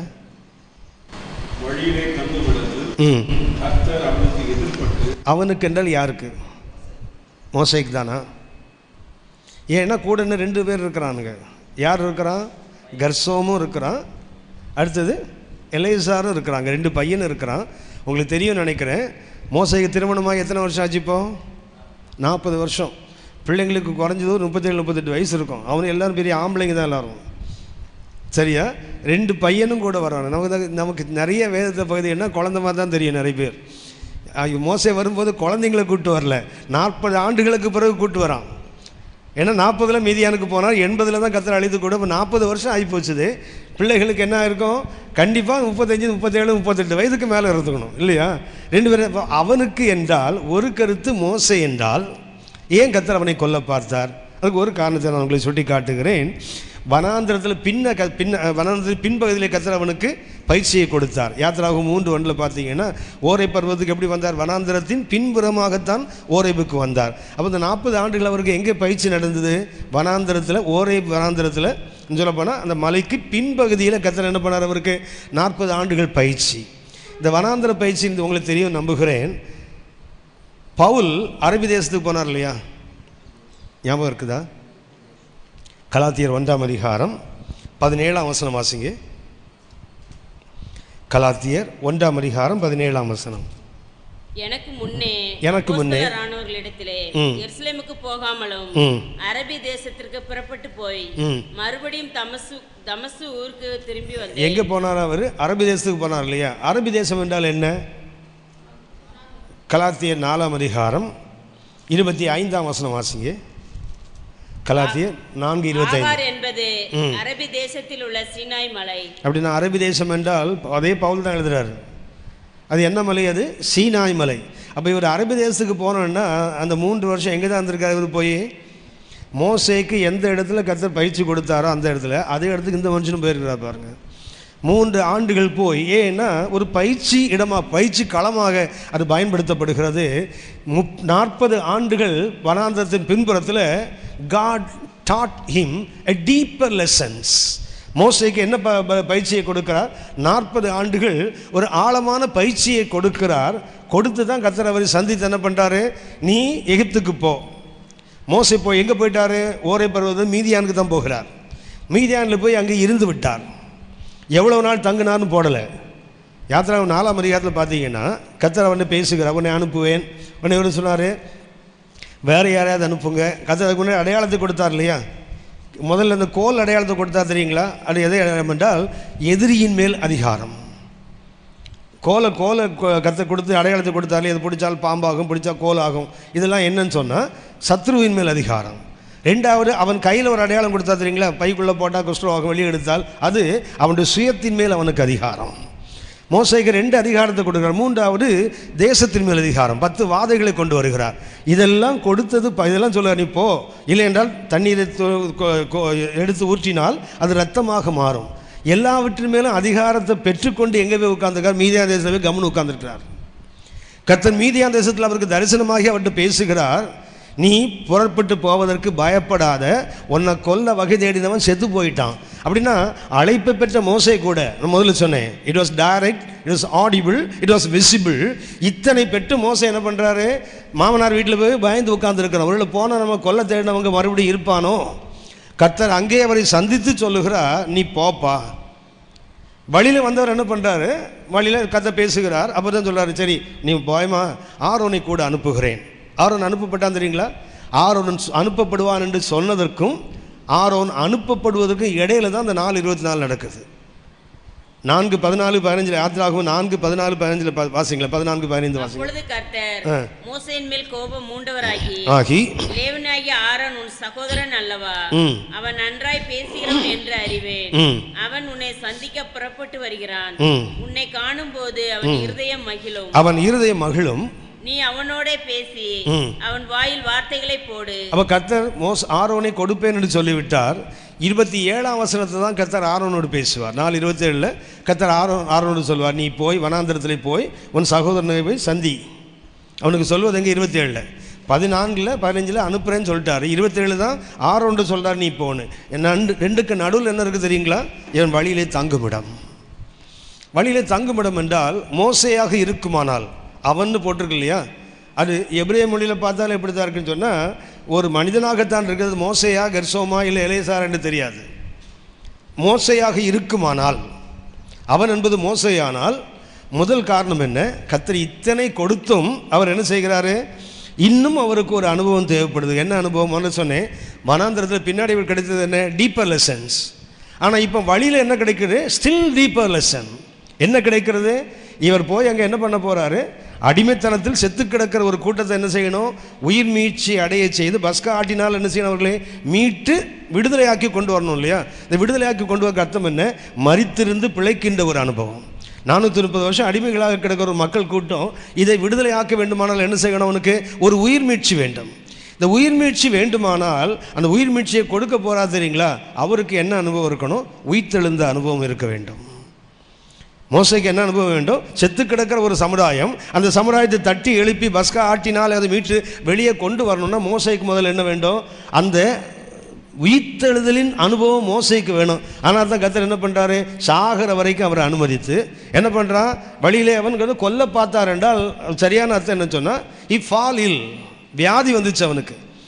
வழியில் வர இடத்துல என்ன செய்ய, வியாதிப்பட்டு சாகிறதுக்கு ஆல்மோஸ்ட் இருக்கும்போது அவன் என்ன பண்ணுகிறாள், சிப்போராள் பார்க்குறா, சரி இவன் என்று இரத்த புருஷனாக இருந்தால் காப்பாற்றப்படுவான் என்று என்ன பண்ணுறா, பிள்ளை என்ற நுனித்தோலை அறுத்து அவள் அங்கே போடுகிறாள். இரத்த புருஷன் என்று சொன்னபோது அவன் மீட்கப்படுறான் இல்லையா? அதன் ஆவிக்குரிய அர்த்தம் என்னன்னு சொன்னால், மோசே எங்கே போயிட்டார்? ஏறக்குறைய ஆல்மோஸ்ட் டெத், மரணத்துக்கு கிட்ட போகும்போது எதனால் மீட்கப்படுகிறான்? இரத்தத்தினால் மீட்கப்படுகிறான். அவன் உயிர் எப்படி கிடைக்குது? இரத்தத்தினால் கிடைக்கிறது. மோசையாக இருந்தால் முதல் கருத்து என்ன? அவன் உயிர்த்தெழுதலை பற்றி சொல்ல போகிறான். உயிர் மீட்சியை சொல்ல போகிறவனுக்கு என்ன வேண்டும்? உயிர்த்தெழுந்த அனுபவம் இருந்தால் மாத்திரமே. அந்த உயிர்த்தெழுதல் அவனுக்கு எப்படி வந்திருக்கணும்? இரத்தத்தின் வழியாக, தேவனுடைய உடன்படிக்கை வழியாக அது வந்திருந்தால் தான் அவனுக்கு மீனிங்ஃபுல்லாக சொல்ல முடியும். யோசித்து பாருங்களேன், நிறைய பேர் பிரசங்கம் பண்ணுறாங்க, ஆனால் அபிஷேகத்தோடு பிரசங்கம் பண்ணுறது வித்தியாசமாக தான் இருக்கும். அபிஷேகம் இல்லாமலும் வேத அறிவிலேருந்து எத்தனை பேர் பேசுகிறவங்க இருக்காங்க, எவ்வளோ நல்ல மிக அற்புதமாக பேசுகிறவங்க இருக்காங்க. ஆனால் என்ன இருக்காது? ஆவியானுடைய தொடுதல் அங்கே இருக்காது, ஆவியானுடைய கிரியை அங்கே இருக்காது. அப்படின்னா மீட்பை குறித்து சொல்ல வேண்டுமானால், ஜனம் அடிமைப்பட்டு கிடக்குது, மீட்பை பற்றி சொல்ல வேண்டுமானால் முதல்ல இவருக்கு என்ன வேண்டும்? நிறைய பயிற்சிகளை கர்த்தர் கொடுத்து விட்டார். இப்போ அவருக்கு என்ன வேணும்? மரணத்துக்கு கிட்ட போகிறதுனா என்ன, மறுபடியும் இருந்து இரத்தத்தினால் உயிர் பெற்று வருவது என்ன என்று அவன் தெரிய வேண்டும். அதற்காக அவனுக்கு கொடுக்கப்பட்ட ஒரு அனுபவம். ரெண்டாவதாக ஒன்றை சொல்லுகிறேன், பிறரை கீழ்ப்படிய பண்ணுகிறவன் முதல்ல இவர் கீழ்ப்படியணும். இவர் போய் என்ன பண்ண போறாரு? கர்த்தருடைய வார்த்தைக்கு நீங்களெல்லாம் கீழ்ப்படியுங்கள் என்று கீழ்ப்படிதல் போய் பேச போறாரு. அதுக்கு முன்னாடி இவர் கீழ்ப்படியணும்ல. என்ன கீழ்ப்படியலை இவர்? நம்ம எல்லாருக்கும் தெரியும். மோசேக்கு விருத்த சேதனம் செய்தாங்களா? மோசே விருத்த சேதனம் பண்ணப்பட்டவரா இல்லையா? நமக்கு தெரியும். யோர்தானை கடந்து கில்காலில் இருக்கும்போது தான் விருத்த சேதனம் பண்ணாங்க. சரியா? எகிப்தில் அடிமைகளாக இருந்தாங்க 430 வருஷம். அங்கிருந்து வந்து அவர்கள் வனாந்திரம் வழியாய் வந்து யோர்தானை கடந்து பிறகு தான் என்ன பண்ணாங்க? வனாந்திர கில்காலில் தான் முதலாக அவங்க என்ன பண்ணுறாங்க? விருத்த சேதனம் பண்ணுறாங்க. கருக்கான கல்லை எடுத்து எல்லா ஆண்களுக்கும் விருத்த சேதனம் பண்ணுறாங்க இல்லையா? இப்போ ஒரு கேள்வி, மோசே விருத்த சேதனம் பண்ணப்பட்டவரா? ஆமான்னு ஒருத்தர் கூட சொல்ல மாட்டீங்களா? 3 மாத குழந்தை வரைக்கும் அவர் எங்கே தான் இருந்தார்? அங்கே தான் இருந்தார், வீட்டில் தான் இருந்தார். உங்களுக்கு தெரியும், ஆதியாகமம் 17ஆம் அதிகாரத்தில் பிறந்த 8ஆம் நாள் எல்லா குழந்தையும் என்ன செய்யணும்? விருத்த சேதனம் பண்ணப்படணும். ஆனால் இவன் எத்தனை மாதம் இருந்திருக்கிறான்? 3 மாதம் இருந்திருக்கிறானே. அவன் தாய் தகப்பன் ஒரு நல்ல லேவி கோத்திரத்தை சார்ந்தவர்கள், லேவி குடும்பத்தை சார்ந்தவங்க. வசனத்துக்கு சொல்லப்போனால் கற்பனைகளுக்கு உடன்படிக்கைக்கு முழுமையாக கீழ்ப்படுகிறவர்களாக என்ன பண்ணாங்க? 3 மாதத்துக்குள்ள அவன் விருத்த சேதனம் பண்ணியிருக்கணும். ஏனென்றால் அந்த பிள்ளையை பேழையிலேருந்து எடுக்கிறாங்க தெரியுமா? அவள் பார்வோன் குமாரத்து சொன்னான், இது எபிரேய பிள்ளைகளில் ஒன்று. எப்படி தெரியும்? 3 மாதத்தை நம்ம 10 கமாண்ட்மெண்ட்ஸ் பார்த்தீங்கன்னா அந்த அடிமைகளை போடக்கூடிய ஒரு சால்வை வச்சுருப்போம். அதுக்குள்ளே 10 கமாண்ட்மெண்ட்ஸ்னால் பார்த்தீங்கன்னா அதில் என்ன இருக்கும் தெரியுங்களா? அந்த கருப்பில் சிவப்பு பட்டை போட்ட அந்த அடிமைகள் போடக்கூடிய பெட்ஷீட் உள்ளே இருக்கும். அதை வச்சு தான் என்ன சொல்லுவாள்? ஏன்னா அவனுக்கு தெரியாது, சினிமாக்காரனுக்கு அதெல்லாம் தெரியாது. ஆனால் வசனம் என்ன சொல்லுது தெரியுங்களா? அவன் எப்படி தெரியும்?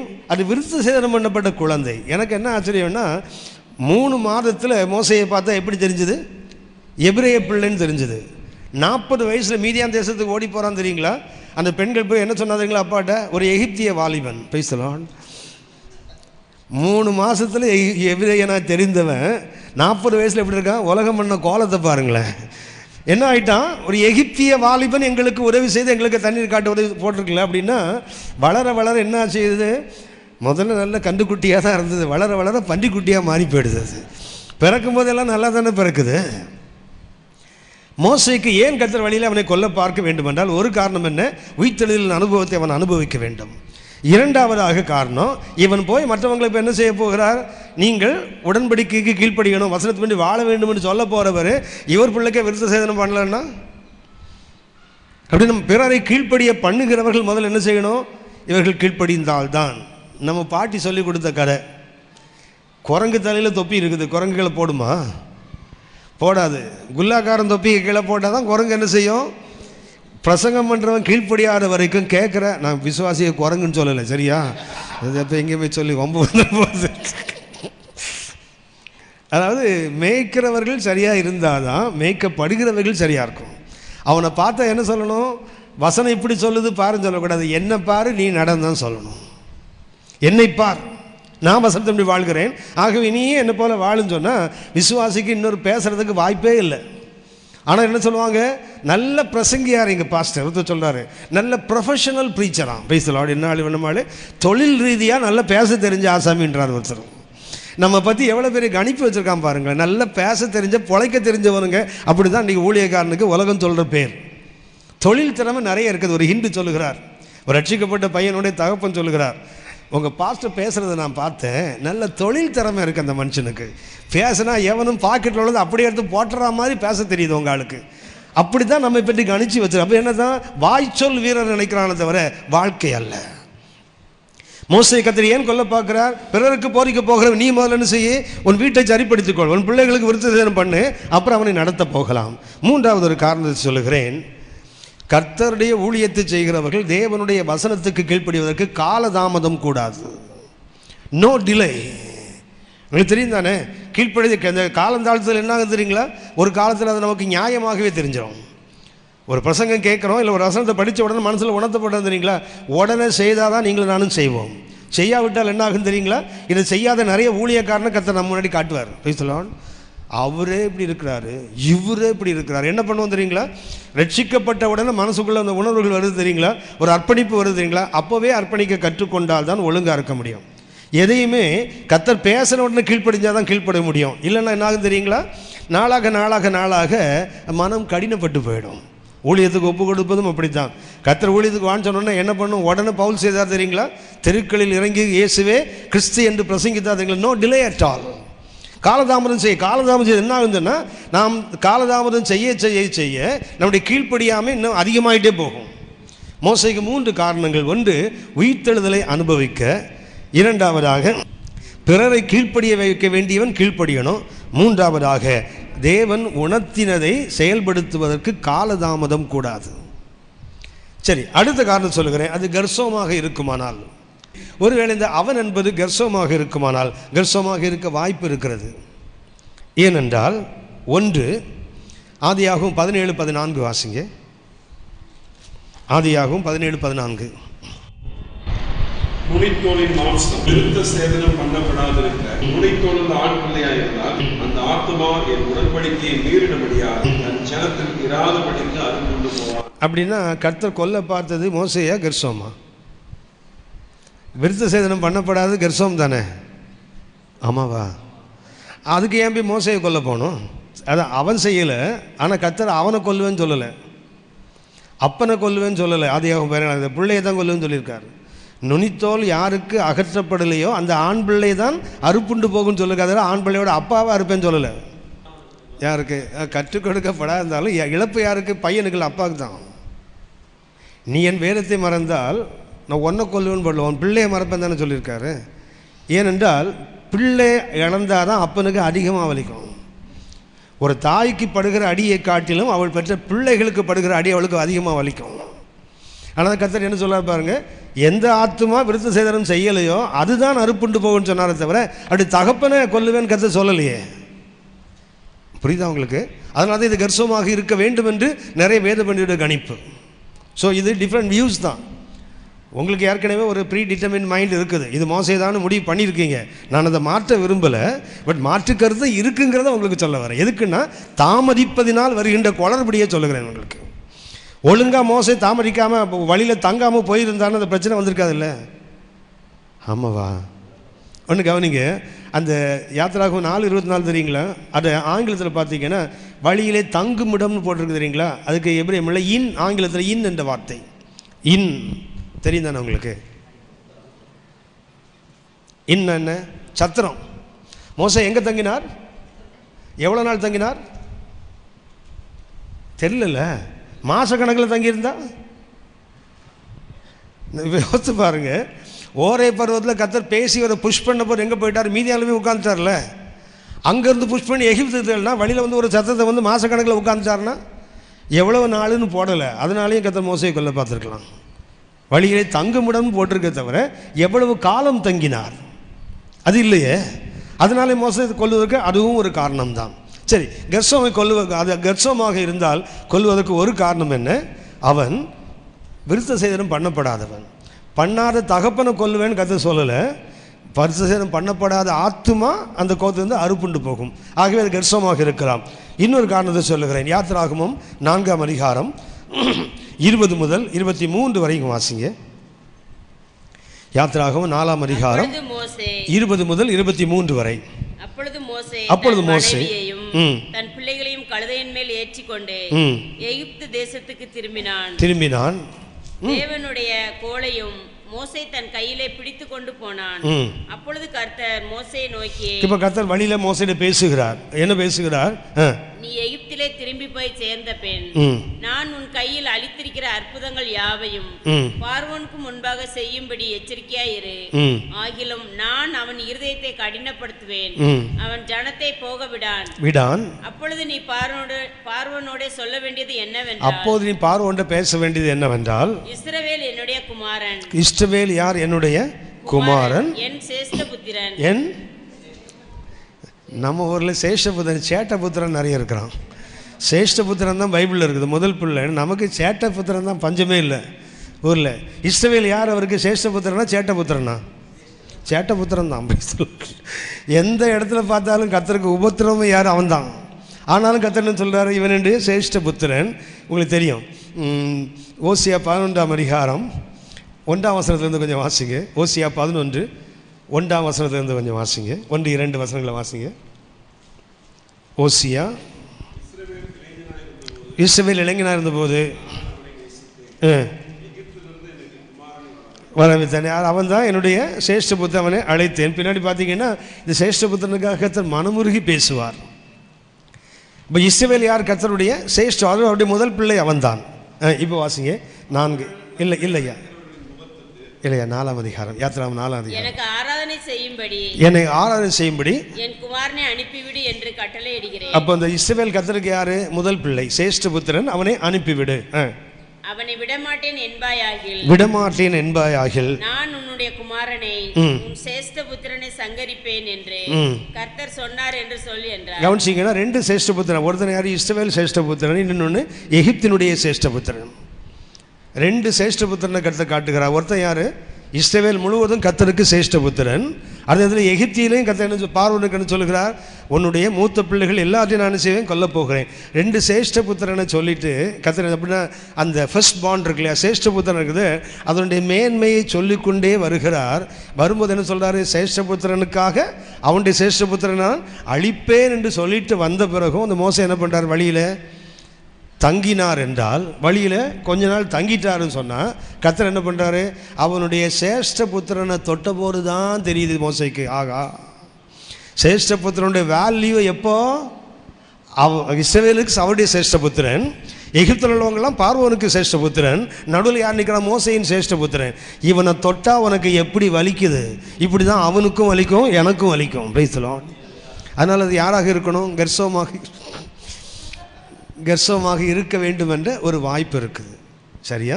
3வது ஒரு கருத்து இருக்குது, மோசையும் அல்ல கர்சவமும் அல்ல, அது யாராக இருக்கணும், எலெயாசாராக இருக்க வேண்டும். அவன் 2வது பிள்ளை. இல்லைங்க புது கரையாக இருக்குன்னு பார்க்குறீங்களா? இது யூதர்கள், நான் இப்போ சொல்கிறது யூதனுடைய ட்ரெடிஷன், யூதனுடைய பாரம்பரியம். யூதனுடைய பாரம்பரியம் என்ன தெரியுங்களா, மோசே மீதியான நாட்டுக்கு போயிட்டார். அங்கே எத்தனை வந்து தன் மகளை அவனுக்கு திருமணம் செய்து கொடுக்கிறான். அவன் மூத்த பிள்ளை பிறந்தான் இல்லையா, கர்சோமை பிறந்த போது என்ன சொல்கிறான், இந்த தேசத்தில் தேவையான துக்கங்களை எல்லாம் மாற்றினார் என்று சொல்லி என்ன பண்ணுவாங்க, கர்சோம் என்று பெயர் கொடுத்த உடனே அவன் சொல்லுகிறான், அவன் பிறந்த 8ஆம் நாள் அதுக்கு விருத்த சேதனம் பண்ணணும்ல, அதை பண்ணிட்டான். ஏன் பண்ணிட்டான், மோசே புது மாப்பிள்ளை இல்லை, சிப்போராளுக்கு ரொம்ப ஒரு மாதிரி எக்ஸைட்மெண்ட் இருக்கும்ல, புதுசாக வந்தார் மாப்பிள்ளை, அவர் யார், கர்த்தர் நடத்தி வந்திருக்காதெல்லாம் சொல்லும்போது என்ன பண்ணான்னா, அவள் வேறு ஒரு தேசத்தினுடைய மீதியான் தேசத்து ஆசாரியண்டு மகளில். ஸோ அவளுடைய நம்பிக்கை வேறு, மோசையின் நம்பிக்கை வேறு. ஆனால் முதல் பிள்ளை பிறந்தோன்னு என்ன பண்ணிட்டாலாம், சரி வீட்டுக்காரன் நம்பிக்கைப்படி என்ன செய்வோம், விருத்த சேதனம் பண்ணிடலான்னு சொன்னாலாம்.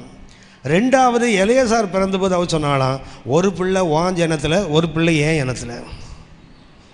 நம்ம வீட்டில் இல்லையா, நம்ம வீட்டில் இல்லை, ஒன்று அப்பா பிள்ளை ஒன்று அம்மா பிள்ளை இல்லையா. என்ன பண்ணாலாம் அவள், சிப்போரால் என்ன பண்ணாலாம், சரி மூத்த பிள்ளைக்கு உங்கள் மரத்தின்படி. இவன் நிறைய வீட்டில் பார்த்தீங்கன்னா கணவன் ஹிந்துவாக இருப்பார், பொண்ணு கிறிஸ்டியனாக இருப்பாங்க இல்லையா. பார்த்தீங்கன்னா என்ன பண்ணுவாங்க, 2 சாமியும் நாங்கள் வணங்குவோம், அந்த கூட்டம் ஆயிட்டான்னு சொல்கிறான் எபிரேயர்கள். இல்லை என்ன பண்ணுறான், முதல் பிள்ளைக்கு விருத்த சேதனம் பண்ணப்பட்டது, ஆனால் யாருக்கு பண்ணலை, 2வது பிள்ளைக்கு பண்ணலை. வழியிலே வரும்போது கர்த்தர் அவனை கொல்ல பார்த்த உடனே தான் சிப்போராளுக்கு ஸ்ட்ரைக் ஆகுது, ஆகா நம்ம கீழ்ப்படியாததுனால இல்லை பிரச்சனை. யோசித்து பாருங்கள், கர்த்தர் சொன்னார்னு போட்டிருக்குதா, மோசையை உணர்த்தினான்னு போட்டிருக்குதா, போடலை.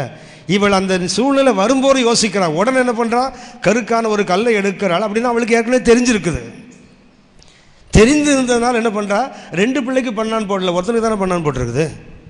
ஆமாவா, எத்தனை பிள்ளைக்கு பண்ணல, அவ 1 தானே. அப்போ மூத்தவனுக்கு மாத்திரம் பண்ண இளையவனை கற்றுக்கொள்ள மாட்டாரா, புரியுதுங்களா உங்களுக்கு? அதனால முதல்ல உள்ளவனுக்கு ஏற்கனவே பண்ணி இருக்கணும், 2வது உள்ளவனுக்கு என்ன செய்யலை, பண்ணாமல், ஒன்று அவனுடைய நம்பிக்கைக்கு, ஒன்று அவளுடைய நம்பிக்கைக்கு. ஆகவே வழியில் வரும்போது பிரச்சனை வந்தோன்னு இவர் முடிவு பண்ணிட்டா, ஆகா நம்ம தப்பு பண்ணிட்டோம்டா. மோசை ஏன்டா விட்டான்னு கேட்டால் அவர் என்ன சொல்லுவாராம், மனைவி மேல் உள்ள அன்புனால விட்டாராம். Praise the lord. மனைவியை ப்ளீஸ் பண்ணுறதுக்கு என்ன பண்ணாராம் மோசே, தேவனுடைய கற்பனை என்று அறிந்தும் அவர் செய்யாமல் போனதுனால அது எலெயாசாராக இருக்க வேண்டும். சரியா? மொத்தம் 3 கருத்து, 3மே ஆபத்து தான். எதனால, வழியிலே தங்குனதுனால வந்த ஆபத்து. நான் திருப்பி அடுத்த கருத்துக்கு போகிறேன். இவர் வழியில் இருப்பது எப்போதுமே ஆபத்து தான். ஒன்றை நான் உங்களுக்கு இதில் சுட்டி காட்ட விரும்புகிறேன். சங்கீதம் இப்போ நாம் என்ன பண்ணுவோம், இது வரைக்கும் ஆபிரகாமுடைய பயணத்தில் நாம் கவனித்தது என்ன, ஒன்று அவருடைய அழைப்பு, 2வது அழைப்பு என்ன பண்ணுறாரு, பாதியில் நிறுத்திட்டார். நிறுத்தினால் அவருக்கு என்ன ஆச்சுது, அவருடைய ஆசீர்வாதங்களை, ஒன்று அவருடைய அழைப்பின் மேன்மை போச்சு, 2வது அழைக்கப்படாதவர்களை அழைச்சி வந்தாலும் இழந்தார், 3வது அவருடைய பயணம் பாதியில் நிற்குது இல்லையா. இப்போ அவர் என்ன செய்யணும், அழைப்பில் பாதியில் நின்றுட்டார் ஆபிரகாம். இப்போது அவர் என்ன செய்ய வேண்டும்? நான் முதல்ல உங்களுக்கு சொன்னேன், ஆபிரகாமுடைய பயணங்கள் 15, ஆரோகண சங்கீதமும் 15. ஒவ்வொரு பயணமும் ஒவ்வொரு சங்கீதத்தோடு நேரடியாக மிக அற்புதமாக பொருந்தக்கூடியது. சங்கீதம் 120 தான் முதல் ஆரோகண சங்கீதம். அந்த முதல் ஆரோகண சங்கீதத்தில் 5, 6, 1ஆம் வசனத்தை வாசிங்க. என் நெருக்கத்திலே கர்த்தரை நோக்கி கூப்பிட்டேன். எங்கே இருக்கிறார் சங்கீதக்காரர்? நெருக்கத்தில். ஆபிரகாமும் ஏறக்குறைய எங்கே தான் இருக்கிறாரு? நெருக்கத்தில் தான் இருக்கிறார். என்ன நெருக்கம்? அழைப்பின் மேன்மை இழந்தார், அருமையானவர்களை இழந்தார், பயணம் பாதியில் நிற்குது. இப்போ அவர் என்ன செய்ய வேண்டும்? 120ஆம் சங்கீதம், இந்த ஆரோகண சங்கீதம் உங்களுக்கு தெரியும். ஆரோகண சங்கீதம் வந்து ஏறி போகிற சங்கீதம். அழைக்கப்பட்ட அந்த நிலையிலிருந்து ஆபிரகாம் எங்கேருந்து அழைக்கப்பட்டார்? ஊர் என்ற இடத்துக்கு அர்த்தம் என்ன? அக்னி, பாதாளம், பள்ளத்தாக்கெல்லாம் கவனிச்சோம் இல்லையா? அங்கிருந்து அவர் எங்கே போகணும்? மம்ரைக்கு போக வேண்டும். டபுள் கேவ், இரட்டை குகைகள், அதாவது உயர்ந்த தேவ சமூகத்துக்கு போக வேண்டும். முதல் படி என்ன படி தெரியுங்களா? அவருக்கு ஒரு உணர்வு வர வேண்டும், ரியலைசேஷன். முதல்ல ஆபிரகாமுக்கு வர வேண்டியது என்ன? அழைப்பை பாதியில் நிறுத்தினவர்களுக்கு வர வேண்டிய முதலாவது என்ன சொன்னால் ரியலைசேஷன். அவர்களுக்கு ஒரு உணர்வு வர வேண்டும். சங்கீதம் 120 5 6 வாசிங்க. ஐயோ, நான் மேசைக்கிலே சஞ்சரித்தது போதும். உங்களுக்கு தெரியும் ஐயோ என்று சொல்லக்கூடாது, சரியா? ஐயோ என்று சொல்லக்கூடாது தானே? ஃபாஸ்ட்டுக்கு நல்லாவே தெரியும். ஐயோ என்று இந்துக்கள் சொல்லுவாங்க, ஐயோன்னு சொல்லக்கூடாதான். ஏன் சொல்லக்கூடாதுன்னா யமனோட மனைவிக்கு பேர் ஐயோவான். யமன் இருக்கார்ல, உயிரெல்லாம் எடுத்துகிட்டு போகிறார்ல, அந்த கதையில் அவரோட ரோலுக்கு அவருக்கு பேர் யமன், அவருடைய ஒய்ஃபுக்கு பேர் ஐயோவான்.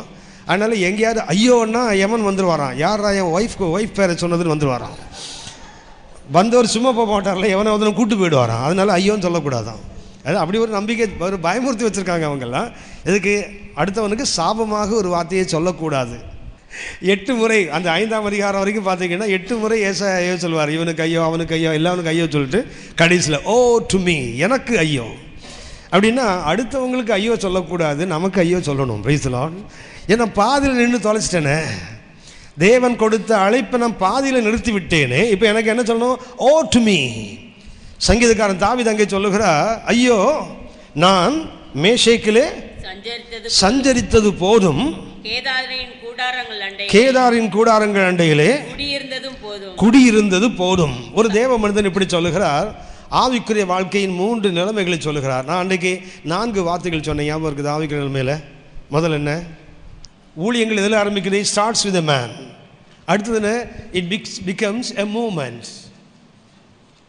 மூன்றாவது என்னாகும்? மெஷின்ஸ், இயந்திரகதியாகும். 4வதாக மானுமெண்ட், நினைவு சின்னங்களாக மாறும். ஊழியத்தினுடைய 4 படிகள். முதல்ல என்ன பண்ணோம்? ஒரு தேவ மனுஷனிலிருந்து தரிசனத்தோடு ஆரம்பிக்கப்படுகிறது. அது அவனோடு இருக்கிற வரைக்கும் ஒழுங்காக இருக்கும். அதுக்கப்புறம் என்னாகும்? செக்ரட்டரி, ட்ரெஷரெல்லாம் வந்தாங்கன்னா கொஞ்சம் கேடு வரும், மூமெண்ட் ஆகிடும். அது மூமெண்ட் ஆனோன்னா அடுத்தது என்னாகும்?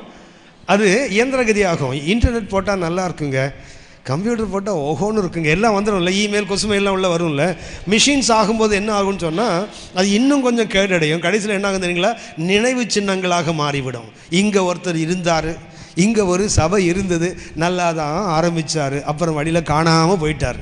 இதுதான் ஊழியத்தினுடைய ஒரு அனுபவம். நான் இப்போ ஒரு மனிதனுடைய நிலைமையை சொல்லுகிறேன். முதல்ல அவனுடைய நிலைமை என்ன சொன்னால் கண்டம்னேஷன். ஒரு மனிதன் எங்கே இருக்கிறார்? அழிவுக்கு நேராக ஓடுகிறவன். This is the first step of a man, condemnation. இரண்டாவது என்னன்னு சொன்னால் salvation. இந்த பரிதாப நிலையில் இருக்கிறவன் மீட்கப்படுகிறான், salvation. மூன்றாவது stagnation, தேங்கி போகிறான். ஆவிக்குரிய வாழ்க்கையின் 3 நிலை. முதல்ல என்ன பண்ணுறாங்க? கண்டம்னேஷனில் இருக்கிறான், அதாவது அவன் அழிவுக்கு நேராக. இது கடந்த கால நிலை. அடுத்தது என்ன? சால்வேஷன், இது ப்ரெசன்ட் கண்டிஷன். ஆனால் அடுத்தது என்ன தெரியுங்களா? ஸ்டாக்னேஷன், தேங்கி போய் நிற்கிறாங்க. இன்றைக்கி நன்றை தொடங்கின அநேகர் பார்த்தீங்கன்னா தேங்கி போய் தான் நிற்கிறார்கள். ஆபிரகாமை போல அவன் தேங்கி நிற்கிறான். என்ன வேணும் அப்போ? இந்த உணர்வு என்ன வேணும்? I must have a realisation. நான் தேங்கி போயிட்டேனே. நான் இன்றைக்கி நிறைய பேர் நினைக்க தேங்கித்தான் நிற்கிறாங்க, ஆனால் என்ன சொல்லிட்டு இருக்காங்க? ஓடிக்கிட்டே இருக்கிறேன்னு சொல்லி தங்களை ஏமாற்றி கொண்டு இருக்கிறோம். நான் எப்போதுமே சொல்லுவேன், திரும்ப உங்களுக்கு நினைப்பூட்டுகிறேன், ரட்சிக்கப்பட்ட போது இருந்த ஆத்தும பாரம் உங்களுக்கு இன்றைக்கி இருக்குதான்னு பாருங்கள், இருக்காது. ரட்சிக்கப்பட்டவனால பைத்தியக்கார மாதிரி கண்டவனெல்லாம் ஓடி போய் சொன்னோம்ல, ஏசுதான் ஆண்டவர்னு சொன்னோம்ல. இன்றைக்கி என்ன சொல்லுது? நம்முடைய மூளை நிறைய வேலை செய்யுது, நிறைய வசனம் தெரிஞ்சிச்சுல்ல. கர்த்தர் ஞானத்தை கொடுத்துருக்கிறார் பிரதர். அன்னைக்கு ஞானம் இல்லை, கிறுக்கன் ஆகிட்டோம். அன்னைக்கு என்ன பண்ணோம்? பைத்திய வெறி பிடிச்ச மாதிரி பார்க்குறவனெல்லாம் சுவிசேஷம் சொன்னோம்ல, பார்க்குற கூட்டத்துக்கெல்லாம் ஓடணும்ல. இன்றைக்கி என்ன பண்ணுறோம்? எந்த கூட்டத்துக்கு போனாலும் பைபிளை திறக்காமல் உட்காந்து மார்க் போட்டு உட்காந்துருக்குறோம். ஏன்னா வளர்ந்துட்டோம்ல, நம்ம இன்றைக்கி பெருகி விட்டோமே. ஏன்னா ஸ்டாக்னேஷன், தேங்கி போன ஒரு நிலைமை தான். அவன் சொல்லுகிறான், ஐயோ, யாருக்கு ஐயோ? ஓ டு மீ. அவங்களுக்கு இவங்களுக்கு சொல்லிட்டு இருந்த காலம் போடும். இன்னைக்கு என்ன செய்யணும்? நான் ஓடிக்கொண்டிருக்கிறேன்னா தேங்கி போய் நிற்கிறேன்னு பார்க்கணும்ல. தேங்கி போயிட்டு இருக்க அநேகருக்கு தெரியல தாங்கள் தேங்கி போய் நிற்பது. என்னை ரொம்ப பாரப்படுத்தக்கூடிய ஒரு வசனம் உண்டு.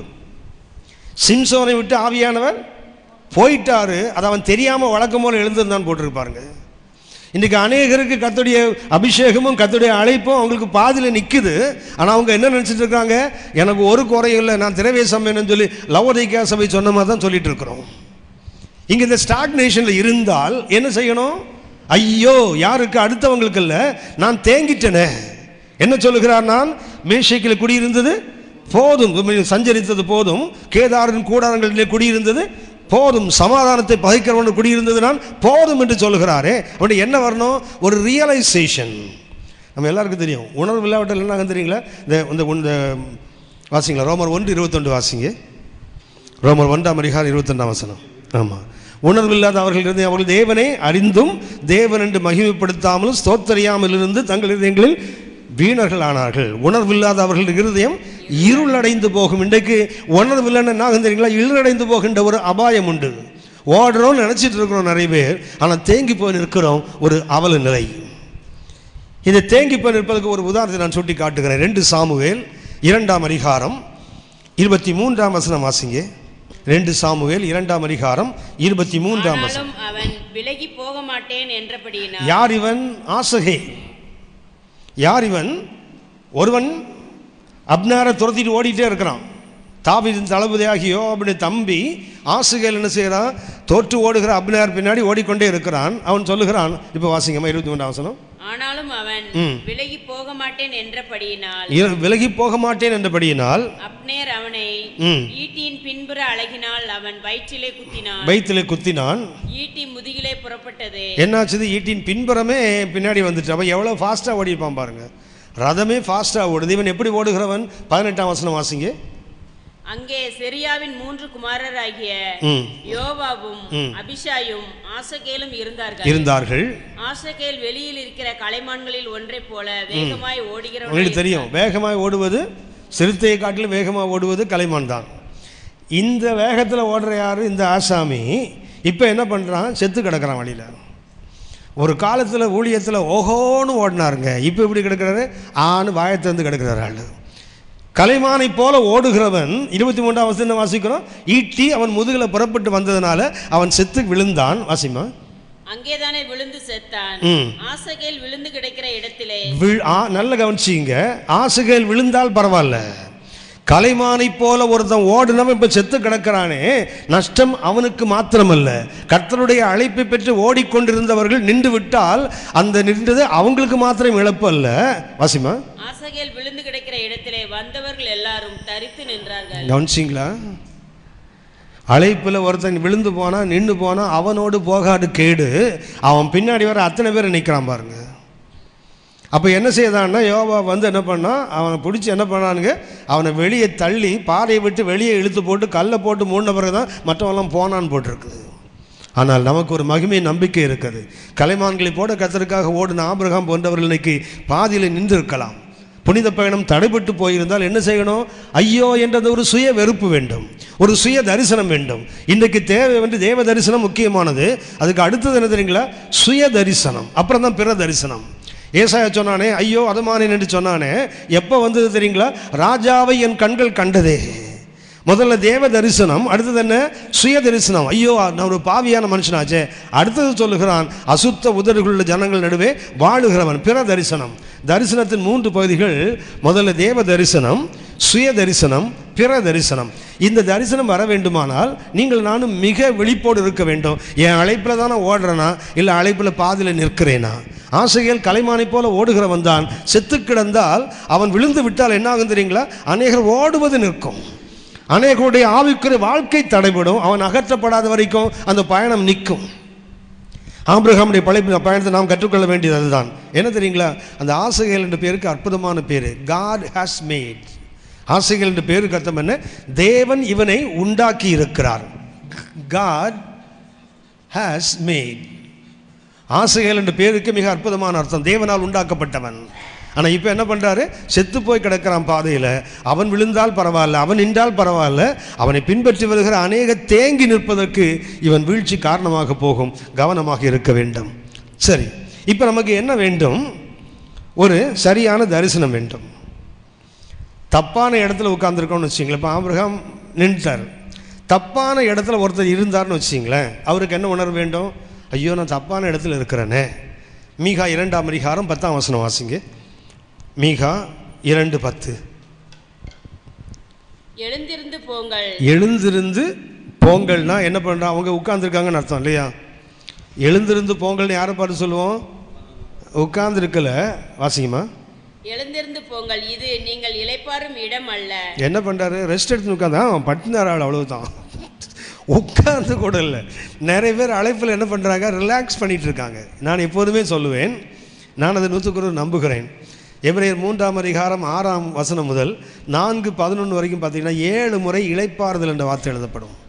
திரும்ப திரும்ப அந்த வார்த்தை இளைப்பா. என்ன சொல்ல முக்கிய கருத்து? தேவனுடைய ஜனங்களுக்கு இளைப்பாறுகிற காலம் இனி வருகிறதா இருக்கிறது.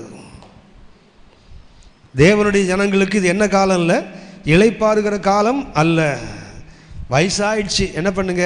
மத்தியானம் சாப்பிட்டீங்கன்னா ஒரு அரை மணி நேரம் படுத்து எழுந்தீங்கன்னா என்ன ஆகும்? வயிறு கொஞ்சம் பெருசாகும். பிரைஸ்தலார்ட். அது ஒன்று தான் நடக்கும், வேறு ஒன்றும் நடக்காது. சரியா? அந்த தொப்பை கொஞ்சம் பெருசாகும், அவ்வளவுதான். எனக்கு இந்த எலியாவை நினைக்கும் போதெல்லாம் பொறாமையாக இருக்கும். அந்த மனுஷனுக்கு தொப்பையே இல்லை. இந்த கர்மேல் மலையில் அவன் ஜெபம் பண்ணுறான் பாருங்க, அவன் நெத்தி அவன் தரையில் படுற மாதிரி ஜெபம் பண்ணானா. நம்ம பாஸ்டர் ட்ரை பண்ணி பார்க்க சொல்லுங்களேன். வயிற்றை பார்த்தே ரொம்ப நாள் ஆச்சு, அப்புறம் எங்கே முட்டியை பார்க்கறது அவர். தேவ ஜனங்கள் இது இளைப்பாறுகிற காலம் அல்ல. கண்டிப்பாக சொல்ல, தேவ ஜனங்கள் இளைப்பாறக்கூடாது. இளைப்பாறுதல் என்றால் தூங்கவே கூடாதுன்ற அர்த்தம் அல்ல. உலகத்து மனுஷன் தூங்குற மாதிரி தூங்கக்கூடாது. தூங்கினால் நான் முதல்ல சொன்னேன், உன்னத பாட்டு 5:2, நான் நித்திரை பண்ணினேன், என் இருதயம் விழித்திருந்தது. அந்த உணர்வோடு தான் தூங்கணும். அது உடம்புக்கு கண்டிப்பாக ரெஸ்ட் வேணும். 6 ஹவர்ஸாவது தூங்கினா தான் ஒழுங்காக ஊழியம் செய்ய முடியும்.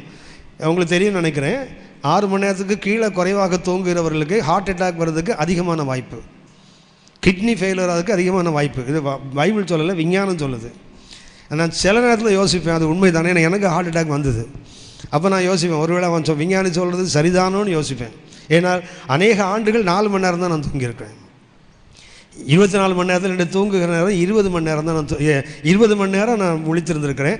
4 மணி நேரம். இப்போது அந்த ஹார்ட் அட்டாக் வந்த பிறகு 5.5 மணி நேரம் தூங்குறேன். இப்போ ஒரு நாளைக்கு 5.5 மணி நேரம் தூங்குறேன். நிறையவே வெளித்திருப்பதுக்கு ஒரே ஒரு நோக்கம், சாப்பிட்றதுக்கு மாத்திரம். அது உலகத்து மனுஷனுக்கு, நமக்கு இருக்கக்கூடாது. சரியா?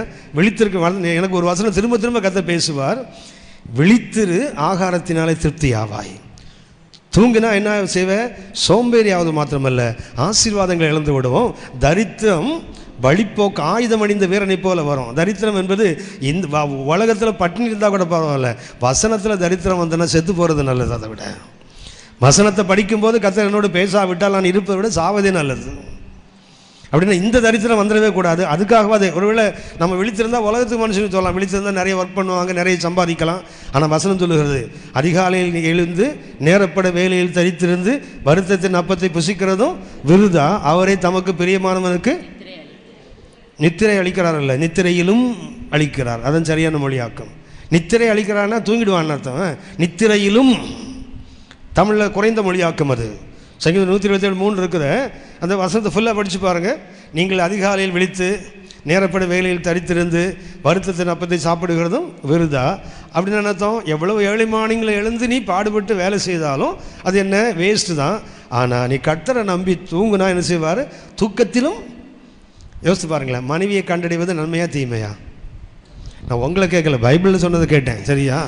உங்களை வச்சுட்டு தீமைன்னு சொல்ல போகிறீங்க. சரியா? தீமையா நன்மை? நன்மை தானே போட்டிருக்குது பைபிளில். ஆதாம் தூங்கும்போது தானே அவர் ஏவாளை கொடுத்தார். ஆமாண்ணா? ஆமாவா?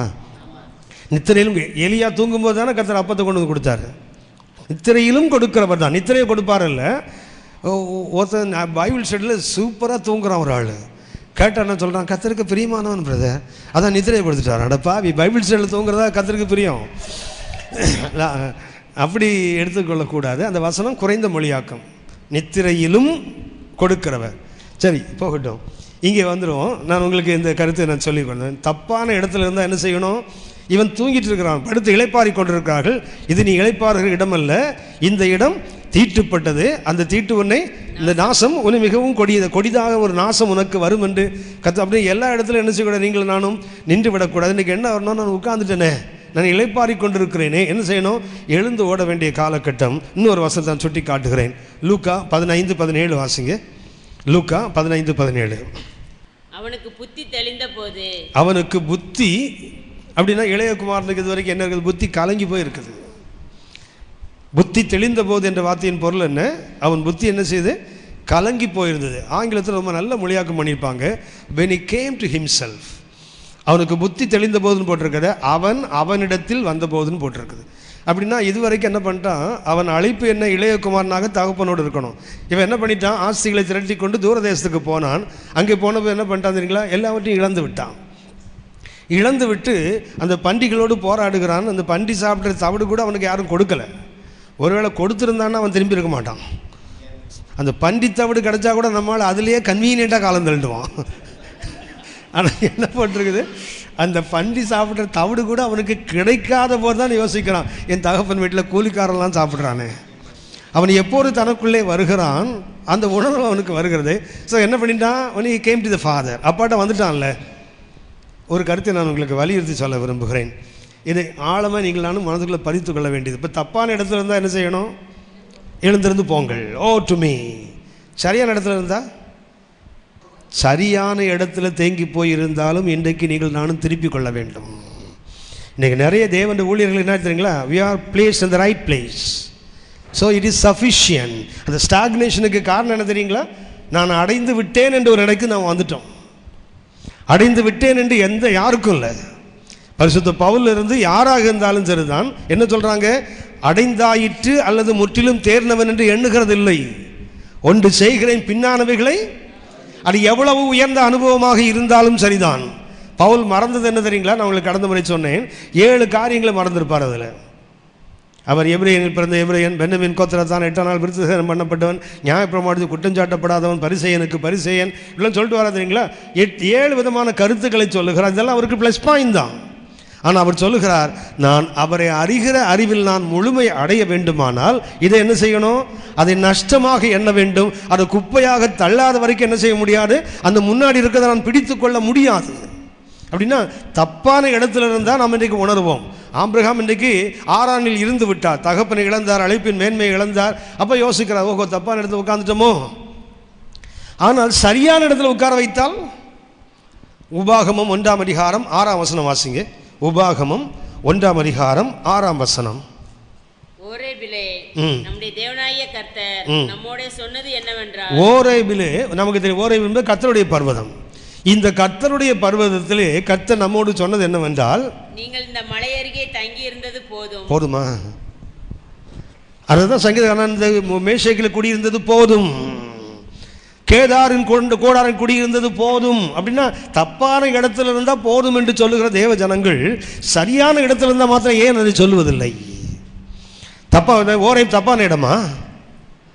கவனிச்சிங்கன்னா தெரியும், ஓரேபில் அவங்க இருக்கிற வரைக்கும் கானானை சொந்தப்படுத்த முடியாது. ஓரேப் தேவனுடைய பர்வதம் தான். கர்த்தர் தான் கொண்டு உட்கார வச்சார். அங்கே இருந்து விட்டு அதோடு திருப்திப்பட்டு விட்டால் என்ன செய்ய முடியாது? பாலும் தேனும் ஓடுகிற தேசம் அது எட்டா கனிதான், தூரத்து கனிதானே தவிர அதை அடைய முடியாது. இந்த ஓரேபினுடைய 7 அனுபவங்கள் உங்களுக்கு தெரிந்தது தான், ஞாபகப்படுத்துகிறேன். ஓரேப் என்பதன் முதல் அனுபவம் என்ன தெரியுங்களா? யாத்திராகமம் 3ஆம் அதிகாரம் 1-2 வாசிக்க வேண்டாம். ஓரேபினுடைய 7 அனுபவங்கள். 1 விஷன், தரிசனம். யாத்திராகமம் 3ஆம் அதிகாரம் 1-2 வசனத்தில் வாசிக்கிறோம். ஓரேபில் தான் கர்த்தர் அவனுக்கு தரிசனமானார். ஆனால் இப்போ கர்த்தர் சொல்லுகிறார், தரிசனம் பெற்ற இடம் தான், அதனால் இங்கேயே ஒட்டிட்டு உட்கார்ந்துருக்காரு, இதை கடந்து போ. 1 என்ன? விஷன். யாத்திராகமம் 3ஆம் அதிகாரம் 1-2 வசனங்கள் வாசிக்கிறோம். தேவன் தரிசனமான இடம் இந்த இடம்தான். 2வதாக தாகம் தீர்க்கப்பட்ட இடம். யாத்திராகமம் 17ஆம் அதிகாரம் 6ஆம் வசனம். தாகம் தீர்க்கப்பட்ட இடம். 3வதாக மோசே தன் பிரிந்து போன தன் குடும்பத்தோடு இணைந்த இடம் அதுதான். யாத்திராகமம் 18ஆம் அதிகாரம் 2-3 வசனங்கள். யாத்திராகமம் 18 2-3, ஆக்சுவலாக 6 வரை வாசிக்கணும் அந்த பகுதியை. பிரிந்த மோசேயின் குடும்பம் இணைந்தது எங்கன்னா அதே ஓரே பர்வதத்தில் தான். 4வதாக நியாயப்பிரமாணம் கொடுக்கப்பட்டது இந்த ஓரேபில் தான். யாத்திராகமம் 19:3. யாத்திராகமம் 19:3 வாசிக்கிறோம். நியாயப்பிரமாணம் கொடுக்கப்பட்டது இங்கே தான். அடுத்தது உடன்படிக்கை செய்யப்பட்டது இந்த இடத்துல தான். கவனன்ட், இஸ்ரவேல் மக்களோடு தேவன் உடன்படிக்கை செய்தது இந்த இடத்தில் தான். 23ஆம் அதிகாரம் யாத்திராகமம் 23ஆம் அதிகாரம் 3 முதல் 8 வசனங்கள். 6வதாக கர்த்தர் மோசேக்கு கட்டளையை, அதாவது கமிஷன் என்றால் வேலை, ஒரு பணியை கொடுத்தது எங்கே தான்? அதே யாத்திராகமம் 3ஆம் அதிகாரம். எலியாவுக்கு கமிஷன் கொடுத்தது இங்கே தான். எலியாவுக்கு கர்த்தர் அழைப்பை கொடுத்ததும் அது பணியை கொடுத்ததும் இந்த இடத்துல தான். யாத்திராகமம் 3ஆம் அதிகாரம் 10ஆம் வசனம். யாத்திராகமம் 3:10. Commission given to Moses. உன்னை நான் இந்த ஜனத்திற்கு அனுப்புவேன் என்று கர்த்தர் அவனுக்கு வேலையை பணியை கொடுத்ததும் அதுதான். சங்கீதம் 68:17 வாசிக்கிறோம். கர்த்தருடைய பிரசன்னம் இருப்பது எங்கன்னு சொன்னால் அந்த ஓரை பருவத்தில் தான். சங்கீதம் 68:17. ஓரை வென்றால் சாதாரணமானதில்லை. ஓரை வென்ற பேருக்கு அர்த்தம் பாலைவனம், டெசர்ட். ஓரை வென்றாலே அந்த பேருக்கு அர்த்தம் பாலைவனம், டெசர்ட். ஓரைவனுடைய 7 அனுபவங்கள். இது எந்த அனுபவமும் குறைந்ததல்ல, எதையும் விட முடியாது. ஆனால் கர்த்தர் சொல்லாரு, இவ்வளவு இருந்தாலும் இதை தாண்டி போனால் தான் என்ன செய்ய முடியும்? அந்த பாலும் தேனும் ஓடுகிற கானானை சொந்தப்படுத்தி கொள்ள முடியும். இன்றைக்கு அநேகர் தரிசனம் பெற்ற இடம் சொல்லி நிறைய பேர் இந்த இடத்த விட்டு பேராமல் உட்காந்துருக்காங்க. வளர்ச்சி தடைபடுகிறது. நிறைய பேர் கர்த்தர் இங்கே தானே என் வசனத்தை சொல்லி என் தாகத்தை தீர்த்தாரு, இங்கேயே இருந்துருவேன். உங்களுடைய வளர்ச்சி தடைபட்டு போயிருக்குது. 3வது, கர்த்தர் இங்கே தானே எனக்கு குடும்பத்தை கொடுத்தாரு, இங்கே தானே இழந்த விளையாட்டு திரும்ப. உண்மைதான், இதுதான் ஓரைவின் அனுபவம். ஆனால் இதை தாண்டி இன்னும் நிறைய அனுபவம் இருக்குது. இன்னொன்று, கர்த்தர் பிரமாணத்தை கொடுத்தது இங்கே தான், கற்பனையை கொடுத்தது இங்கே தான். ஆனாலும் அதை தாண்டி போகணும். அடுத்தது, கர்த்தர் உடன்படிக்கை செய்தது இந்த இடத்துல, இரத்தத்தினால் உடன்படிக்கை பண்ணப்பட்டது இங்கே தான். ஆனால் இதை தாண்டி போகணும். அடுத்தது, கர்த்தர் வேலையை கூலியத்தை கொடுத்ததும் இங்கே தான். ஆனால் அதோடு நின்று விடக்கூடாது. எல்லாவற்றுக்கும் மேலாக அவருடைய பிரசன்னம் எங்கே தான் இருக்குது? ஓரைவில் தான் இருக்குது. ஆனாலும் இதை தாண்டி போகக்கூடாது. யோசித்து பாருங்கள், எலியா ட்ராவல் பண்ணார் தெரியுங்களா? எலியா ட்ராவல் பண்ணது பார்த்தீங்கன்னா ஆச்சரியமாக இருக்கும். இது பலஸ்தீனா என்றால் கர்த்தர் அவரை இந்த கர்மேல் மலையில் சந்திக்கிறார். இந்த காமலில் சந்திச்சு என்ன சொல்கிறாரு? அவர் எங்கே போய் சொன்னார்னா, அவருக்கு பணி இங்கே இருக்குது, சீரியாவில் பணி இருக்குது, இஸ்ரவேலில் பணி இருக்குது. இங்கே ஒரு அரசனை அபிஷேகம் பண்ணணும், இஸ்ரவேல் ராஜாவை அபிஷேகம் பண்ணணும், இஸ்ரவேல் தீர்க்கதரிசி அபிஷேகம் பண்ணணும். ஆனால் இவர் என்ன பண்ணா தெரியுங்களா? ஓரேபு வரார் இவ்வளோ தூரம். அதாவது travel in the wrong direction. பெற்றது என்ன? ஒரே பருவத்தில் தான் கர்த்தர் வந்து இந்த மோசைக்கு மாத்திரமல்ல, எலியாவுக்கு கமிஷனே எங்கே தான். இந்த பெற்றவர் எங்கே கர்மையிலேருந்து எங்கே வராது தெரியுங்களா? என்ன நோக்கம்? கர்த்தர் போட்ட சாப்பாடு வீண். சாப்பாடை கொடுத்து 40 நாள் ராத்திரியும் பகலிருந்து ராங் டைரக்ஷனில் போயிட்டுருக்கார் பாருங்க. இங்கே வந்து என்ன பண்ணுறாரு? he was at home. அப்பாடா வீடு வந்து சேர்ந்துட்டேன்ப்பா. கர்த்தர் கேட்குறார், உனக்கு இங்கே என்னடா வேலை? தேவையா இவ்வளோ தூரம் நடந்ததுக்கு? அவன் நொந்து நூலாக போயிட்டுருப்பான் அந்த நேரத்தில். எலியாவே உனக்கு இங்கே என்ன வேலை? ஒன்றாவது சொல்லார், ஆண்டவரே உமக்காக நான் பக்தி விரைக்கவன் என்ன அட போடா பைத்தியக்காரா, இன்னும் 7000 பேர் அங்கே இருக்கிறான் உள்ள. எப்படின்னா we are traveling in the wrong direction only. ஓரேவில் இந்த கர்மையிலிருந்து இவ்வளோ தூரம் போயிருக்கு. இப்போ ஆக்சுவலாக வேலை எங்கே இருக்குன்னா, இதை காட்டிலும் 2 மடங்கு கீழே வந்துடுறாரு. மறுபடியும் பார்த்தீங்கன்னா தப்பான டைரக்ஷனில் போனது, திருப்பி இவ்வளோ தூரம் வந்து தான் அங்கே போகணும். தவறான பக்கத்தில் நான் அநேகர் இன்றைக்கு பயணம் செய்கிறார்கள். சரி, இத்தனை இருந்தும் கர்த்தர் சொல்லக்கூடிய வார்த்தை தெரியுங்களா? இங்கே இருந்தது போதும், இதை தாண்டி போனால் தான் என்ன செய்ய முடியும்? ஆசீர்வாதத்தை சுதந்திரிக்க முடியும். ஒரே ஒரு வசனத்தை நான் சுட்டி காட்டுகிறேன். எபிரேயர் 6ஆம் அதிகாரம் 1 முதல் 1-2 வசனங்களை வாசிங்க. எபிரேயர் 6ஆம் அதிகாரம் 1-2 வசனங்கள். ஆகையால் கிறிஸ்துவை பற்றி சொல்லிய மூல உபதேச வசனங்களை நாம் விட்டு எதை விடணுமா? என்னங்க அது சாத்தானை பற்றி சொன்ன உபதேசமா? அது ஆண்டவராகிய இயேசு கிறிஸ்துவை பற்றி சொல்லிய மூல உபதேசங்கள், சபையின் அஸ்திபார உபதேசங்கள் 7. அந்த 7 பின்னாடி சொல்லுகிறார். வாசிமா. செத்த கிரியைகளுக்கு நீங்களாகும் மனம் திரும்புதல், தேவன் பேரில் வைக்கும் விசுவாசம், ஸ்நானங்களுக்கு அடுத்த உபதேசம். ஸ்நானம் அல்ல, ஸ்நானங்கள் 2. ஸ்நானங்களுக்கு அடுத்த உபதேசம், தண்ணீரிலே ஒன்று, ஆவியிலே ஒன்று. அடுத்தது கைகளை வைக்குதல், உயிர்த்தெழுதல், நித்திய நியாய தீர்ப்பு என்பவைகளாகிய அஸ்திபாரத்தை மறுபடியும் போடாமல். நல்ல இது வேண்டாம் என்றல்ல, அதை திரும்பவும் போடாத. ஏன்னா ஏற்கனவே போட்டாச்சு. போட்டதுக்கு மேலே என்ன பண்ணாத? திரும்பவும் இன்னொரு அஸ்திபாரத்தை போடாமல் பூரணராகும்படி இராதபடி கடந்து போவோமாக. அப்படின்னா இந்த மூல உபதேசங்களுக்கு அப்புறம் தான் பூரணமாகிற அனுபவம். நிறைய பேர் இன்னும் ஞானஸ்தானத்தை விட்டே வெளியே வரல. அதே தான் பிரசங்கம். சபையில் பார்த்தீங்களா, ரட்சிக்கப்படணும், ஞானஸ்தானம் பண்ணணும், அபிஷேகப்படணும், பரிசுத்த வாழ்க்கை வாழணும், இதுதான் பூரணத்துக்குன்னு ரொம்ப தூரம் இருக்கு ஐயா. மூல உபதேசங்கள் என்ன செய்யணுமோ விட்டால் தான். அதுக்கு விடாவிட்டால் என்ன அர்த்தம்? எல்லாருக்கும் தெரியும், ஃபவுண்டேஷனை போட்டால் மேலே வீடு தானே கட்டுவாங்க. ஃபவுண்டேஷன் போட்டு அதுக்கு மேலே இன்னொரு ஃபவுண்டேஷனை போடுவாங்களா? அஸ்திபாரம் போட்ட பிறகு திரும்பி இன்னொரு அஸ்திபாரம் எதற்கு? அதுக்கு மேலே போகணும்னு என்ன செய்யணும்? பூரணராகும்படி கடந்து போக வேண்டுமானால் அந்த மூல உபதேசத்தை என்ன செய்யணும்? விட்டு கடந்து போனால் தான். அப்படின்னா அது போதும் என்ற எண்ணம் வரணும். என்ன வரணும்? நான் இங்கே இருந்தது போதும். நாம் ஜெபிப்போம். கர்த்தர் வருகை தாமதித்தால் அடுத்த முறை நாம் சந்திப்பும் போது நான் தொடர்ந்து பேசுகிறேன். சரியா? அப்படின்னா ஒன்று ரியலைசேஷன் வேணும். என்ன ரியலைசேஷன்? உணர்வு வேணும். நான் தேங்கி விட்டேன். தேங்கிட்டவங்க நிறைய பேர் என்ன நினச்சிட்டு இருக்கிறாங்க? நான் ஓடிட்டு இருக்கேன்னு நினச்சிட்டு இருக்கிறாங்க. அதுதான் ஆவிக்குரிய வாழ்க்கையில் ஒரு பெரிய வீழ்ச்சிக்கு காரணம். நாம் இருக்கிற நிலையை நமக்கு தெரியலை, மற்றவங்க இருக்கிற நிலைமைலாம் நல்லா தெரியுது. நம்ம நிலைமை நமக்கு தெரிய மாட்டேங்குது. ஏன்னா மற்றவங்களை தான் அனாட்டமி, அக்கு வேற ஆணி வேற பிரித்து பார்க்க கற்றுக்கொண்டோமே தவிர, நான் எப்போதுமே எனக்கு நினைத்து கொள்வேன், கண்ணாடியை பார்த்தா யார் முகம் தெரியணும்? என் மனைவி முகம் தெரிஞ்சா கோளாறு என் மனசில் இருக்குதுன்னு அர்த்தம். கண்ணாடியில் கோளாறு இல்லை. கண்ணாடி இருக்குது, கண்ணாடியில் பார்த்தா என் முகம் தானே தெரியணும், அடுத்தவங்க முகம்லாம் தெரியுது. இப்போ வசனத்தை கேட்டால் இன்னொரு ஊழியக்காரர் தானே ஞாபகத்துக்கு வருது, நம்ம ஞாபகத்துக்கு வரவே மாட்டேங்கிறோமே.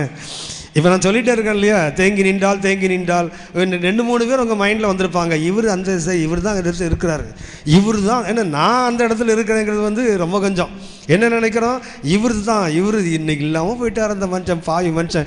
இருந்திருந்தான்னா நல்லா கர்த்தர் பேசியிருப்பாரு அப்படின்னா என்னத்தான் நம்மகிட்ட பேசுகிறது வீண் அர்த்தம். இன்றைக்கி நமக்கு என்னன்னா சுய பரிசோதனை இல்லை, பிற பரிசோதனை நல்லாவே வருது. சுய தரிசனம் இல்லை, அடுத்தவங்களை பற்றி தரிசனம் சூப்பராக இருக்குது. நான் எங்கே இருக்கிறேங்கிறது நான் பார்க்கட்டும். ஆபிரகாமுக்கு அந்த வீழ்ச்சிக்கு காரணம் என்ன தெரியுங்களா? அந்த அழைப்பின் மேன்மை இழந்து போனது காரணம் என்ன? அவர் தேங்கி போயிருக்கிறாரு. ஆனால் தெரியல.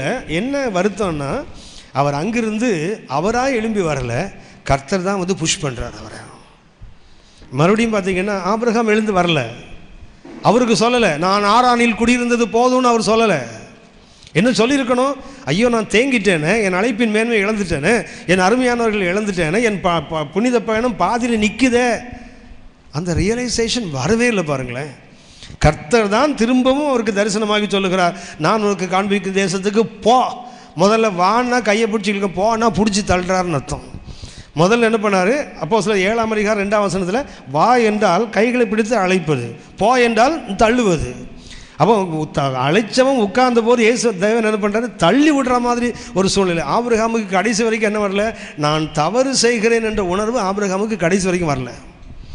அந்த அழைப்பின் பயணத்தில் கற்றுக்கொள்ள மிக முக்கியமான பாடம் டிஸ்ஒபீடியன்ஸ். ஒன்றுக்கு கீழ்ப்படிந்தார், ஒன்று கீழ்ப்படியலை, கடைசி 2ஐயும் இழந்துட்டார். 2ஐயும் இழந்தது மாத்திரமல்ல, நான் தப்பு பண்ணுறேங்கிற உணர்வு ஆபிரகாமுக்கு கடைசி வரைக்கும் வரல. கர்த்தர் தான் தரிசனமாக என்ன சொல்கிறாரு? மறுபடியும் அந்த வாக்குத்தத்தத்தை கொடுத்து அந்த ஆசீர்வாதங்களை கொடுத்து நீ போ என்று அவனை திரும்ப தள்ளக்கூடிய ஒரு நிர்பாகிய நிலை. நிச்சயமாக எனக்கும் நமக்கும் அந்த நிலை வரவே கூடாது. ஒருவேளை நான் தவறு செய்தால், இல்லை நான் ஒருவேளை தேங்கி போயிட்டேன்னா, இன்னொருத்தர் எனக்கு சொன்னால் அது பரிதாபம் இல்லை. உங்களுக்கு தெரியும் நினைக்கிறேன், 3 நற்செய்தியிலையும் உள்ள ஒரு வசனம், முந்தினவர்கள் பிந்தினவர், பிந்தினவர்கள் முந்தினவர், இல்லையா? அது ஒரு முறை படித்தோன்னே ஒருத்தர் சொன்னார் என்கிட்ட, இப்படிதான் நீங்கள்லாம் முந்தி ஓடுறீங்க, நீங்கள் பிந்திடுவீங்க. சோம்பேறி எங்களுக்கு கிடைக்கிற வசனத்தை பாருங்களேன். முந்தி ஓடுறவன் பிந்திடுவானாம், பிந்தி ஓடுறவன். நான் சொன்னேன், நீ லூக்காவை மத்தேயு மாத்திரம் படிக்காத, மார்க்கை படித்து பாரு. மத்தேயு படி, லூக்கா படி. இயேசுநாதர் அப்படி சொல்லலை. முந்தினவர்களில் அநேகர் தான் போட்டார், எல்லாரும் போடலை. அப்படி சொல்லுவோம். முந்தினோர் எல்லாரும் போடலை, முந்தினோர் அநேகர் தான் போட்டிருக்கு. அப்போ எல்லாரும் பிந்தி ஓடணும்னு அவசியம் இல்லை. என்னை முந்தி ஓட ஒரு பயலையும் விட மாட்டேன். அப்படி சொல்ல ஓடணும். ஆமாம். என்னை பொறுத்த வரைக்கும் முந்தி ஓடினவன் தான். பிந்தி ஓடுறவன் ஏன் ட்ராக்கில் ஓட முடியாது, அவங்களுக்கு வேறு ட்ராக்கு, அதில் நீ வேணால் ஓடிக்கோ, அதில் நீ எவ்வளோ வேகமான போடுங்க. நான் ஏன் ட்ராக்கில் என்ன ஓட்டை பண்ண நான் விட மாட்டேன். ஏன்னா நான் முந்தி ஓடுகிறவன் பிந்தி ஓடுறதுக்காக கற்றுற நான் அழைக்கலை. அந்த உணர்வு எனக்கு இருக்கணும்ல. ஒரு முறை ஒரு நல்ல விசுவாசி, அவருக்கு ஹார்ட் அட்டாக் வந்து ஹாஸ்பிட்டலைஸ் பண்ணி அவர் வீட்டில் வந்து உட்காந்துருக்கிறாரு. புதுசாக ரட்சிக்கப்பட்டு ஒருத்தர், அவர் மூலமாக சந்திக்கப்பட்டு ஒருத்தர் போய் பேசிகிட்டு இருக்கும்போது, அண்ணே இப்போ நீங்கள் ஊழியம் செய்ய முடியாது, வீட்டில் உட்காந்துட்டீங்களே, நாங்கள் தான் முந்தி ஓடுறோம். அவருக்கு அந்த ஹார்ட் அட்டாக்லேயும் கோவம் வந்துட்டு, டேய் அடித்து கொன்னுடுவன்ட்டானார். ஹார்ட் அட்டாக்கில் கூட யாரடா பிந்தி ஓடுறவன் சொன்னேன், முந்தி ஓடுறவன் தான்டா அப்படின்னு சொல்லுவான். அந்த வைராக்கியமாவது வேணாமா நமக்கு? கர்த்தர் எல்லாரும் ஓடுவாங்கன்னு சொல்லலை, முந்தினோர் அநேகர் பிந்தினோர் தான் போட்டிருக்கு, எல்லாரும் சொல்லலை. அந்த முந்தி ஓடனவெல்லாம் பிந்தி ஓடணும்னு அவசியம் இல்லை. யார் ஓடுவாங்கன்னா உணர்வற்றவன் பிந்தி போயிடுவான். முந்தித்தான் ஓடினார்கள், என்ன பண்ணிட்டாங்க, ஒரு காலகட்டத்தில் உணர்வற்று அவங்க உட்கார்ந்தது தெரியாமல் பிந்திட்டாங்களே தவிர, எல்லாரும் முயல் மாதிரி முன்னாடி ஓடினாங்க, உட்கார்ந்துட்டான். ஆமை மேற்கொள்ளவில்லை, இவன் உட்கார்ந்து தான் முன்னாடி போக விடுவிட்டே தவிர ஆமை வந்து முந்தி ஓடலை. அந்த வரி எனக்கு எப்பவுமே உண்டு. என்னுடைய ட்ராக்கில் என்ன யாரும் மிந்தி ஓட நான் அனுமதிக்க மாட்டேன். ஓன் ட்ராக்கில் ஓடு, சந்தோஷமாக ஓடு. உங்களுக்கு கர்த்தர் எவ்வளோ கிருபை கொடுத்தாரோ, என்ன அழைப்பு கொடுத்தாரோ அதில் ஓடுங்க. ஏன் ட்ராக்கில் வந்து ஒன்று என்னென்ன விட மாட்டேன் நான். Price the Lord. டாட்டா காட்ட கையே இருக்காது. Price the Lord. ஆமாம், கையை எடுத்துருவேன் நான். தேங்கி இருந்தால் கர்த்தர்கிட்ட கேட்பேன், ஆண்டவரே நான் தேங்கி இருக்கிறேன்னா? ஒவ்வொரு நாளும் சோதிக்க வேண்டிய ஒன்று. ஏன்னா நம்ம எல்லாருக்குமே தெரியும், காலத்துக்கு ஏற்ற வளர்ச்சி இல்லாவிட்டால் அவன் தேங்கி இருக்கிறோன்னு அர்த்தம். காலத்துக்கு ஏற்றாற் போல் ஒரு வளர்ச்சி இல்லாவிட்டால். சமீபத்தில் நான் ஒரு ஊழியத்துக்கு போனேன். அந்த ஊழியத்தை போனபோது அங்கே நான் முதல்ல பேசணும், எனக்கு பின்னாடி ஒரு ஊழியர் பேசணும். நிச்சயமாக எனக்கு அவர் அடையாளம் தெரியல. நிச்சயம் வேணா அப்படின்னா, நான் முன்னாடி இருந்ததை விட இப்போ ஒரு 1/4 பங்கு குறைஞ்சிருக்கேன் என் உடம்பு. ஆனால் அவர் முன்னாடி இருந்த மாதிரி 10 மடங்கு பெருசாக இருக்கார். அவர் சாமானியமான பெருசு இல்லை, என்னால் அன்பிலீவபிள்னு சொல்லுவானே அப்படி தான். நான் அப்படி பார்த்துட்டே இருந்தேன். அவர் பேசி முடித்தார். அவருக்கு என்ன அடையாளமே தெரில. எனக்கு அவர் பேர் சொன்னபோது தான் அடையாளம், ஓ இவர் தான் போல் இருக்குது. ஆனால் ஏன் பேரை சொல்லிட்டு அவருக்கு அடையாளம் தெரியல. ஆனால் ஆரம்ப காலத்தில் நான் ஊழியத்தில் வேகமாக ஓடிட்டு இருக்கிற காலத்தில் அவர் எப்படின்னு சொன்னால், அப்போ தான் ஊழியத்துக்குள்ளே அறிமுகமானவர். பின்னாடி வந்து இந்த ட்ராக்ஸு இதெல்லாம் தூக்கிட்டு வரக்கூடிய ஆள். இன்றைக்கி பார்த்தா உருவத்திலும் வளர்ந்துருக்கிறார். கர்த்தர் அவர் உயர்ந்த இடத்துல வச்சுருக்காரு. பார்த்தேன், பரவாயில்ல, அவருடைய ட்ராக்கில் அவர் முந்தி ஓடிட்டு இருக்கிறார். ஆனால் ஏன் ட்ராக்கில் முந்தி ஓட விட மாட்டேன். நான் அதை பார்த்து யோசித்தேன், பரவாயில்ல, கர்த்தர் உருவத்தில் வளர்த்தது மாத்திரமில்லை, கிருபையிலும் வளர்ந்துருக்கிறார், ஊழியத்தில் எக்கச்சக்கமாக பெருகி இருக்கிறார். சந்தோஷமாக இருந்தது. எல்லோரும் அவங்கவுங்க ட்ராக்கில் முந்தி ஓடணும் தான். ஆனால் இன்னொருவர் உங்கள் ட்ராக்கில் முந்தி ஓடுவதற்கு இடம் கொடுத்துட்டீங்கன்னு என்ன அர்த்தம்னா, நம்ம தேங்கி உட்காந்துட்டோன்னு அர்த்தம். உட்கார்ந்தால் தான் யாரும் ஓவர்டேக் பண்ண முடியுமே தவிர, நீங்கள் ஓடிக்கொண்டிருந்தால், நான் ஓடிக்கொண்டிருந்தால் யாரும் நம்ம ஓவர்டேக் பண்ண முடியாது. நாம் ஜெபிப்போம். இந்த ஆபிரகாமுடைய பயணத்தில், முதலாவது பயணத்திலேயே அவருடைய வீழ்ச்சியை தான் பார்க்கிறேன். disobedience of Abraham in his calling. அவருடைய அழைப்பிலே அவர் கீழ்ப்படியவில்லை. மேலோட்டமாக பார்த்தா ஆபிரகாம் கீழ்ப்படிந்தார், அவர் எங்கே போகிறன்னு தெரியாமல் புறப்பட்டு வந்தார், எல்லாம் போட்டிருக்க, எல்லாம் உண்மைதான். ஆனால் அதில் ஆழத்தில் பார்த்தீங்கன்னா அவர் தன் இனத்தை விடவில்லை. அவர் தேசத்தை விட்டார், கர்த்தருடைய அழைப்புக்கு உடனே கீழ்ப்படிந்தார். எங்கே போகிறோன்னு தெரியாது, என்ன செய்வோன்னு தெரியாது, புறப்பட்டு வந்தார். ஆனால் அவர் என்ன செய்யலைன்னா அப்படி இனத்தை விடவில்லை. நான் ஆண்டவராக இயேசுவை பற்றி சொன்னேன். அவர் தன் இனத்தையும் விட்டார், தன் இடத்தையும் விட்டார், ரெண்டையும் விட்டார். அதுதான் சபைக்கு முன்மாதிரி. உங்களுக்கு எனக்கும் அதுதான் முன்மாதிரி.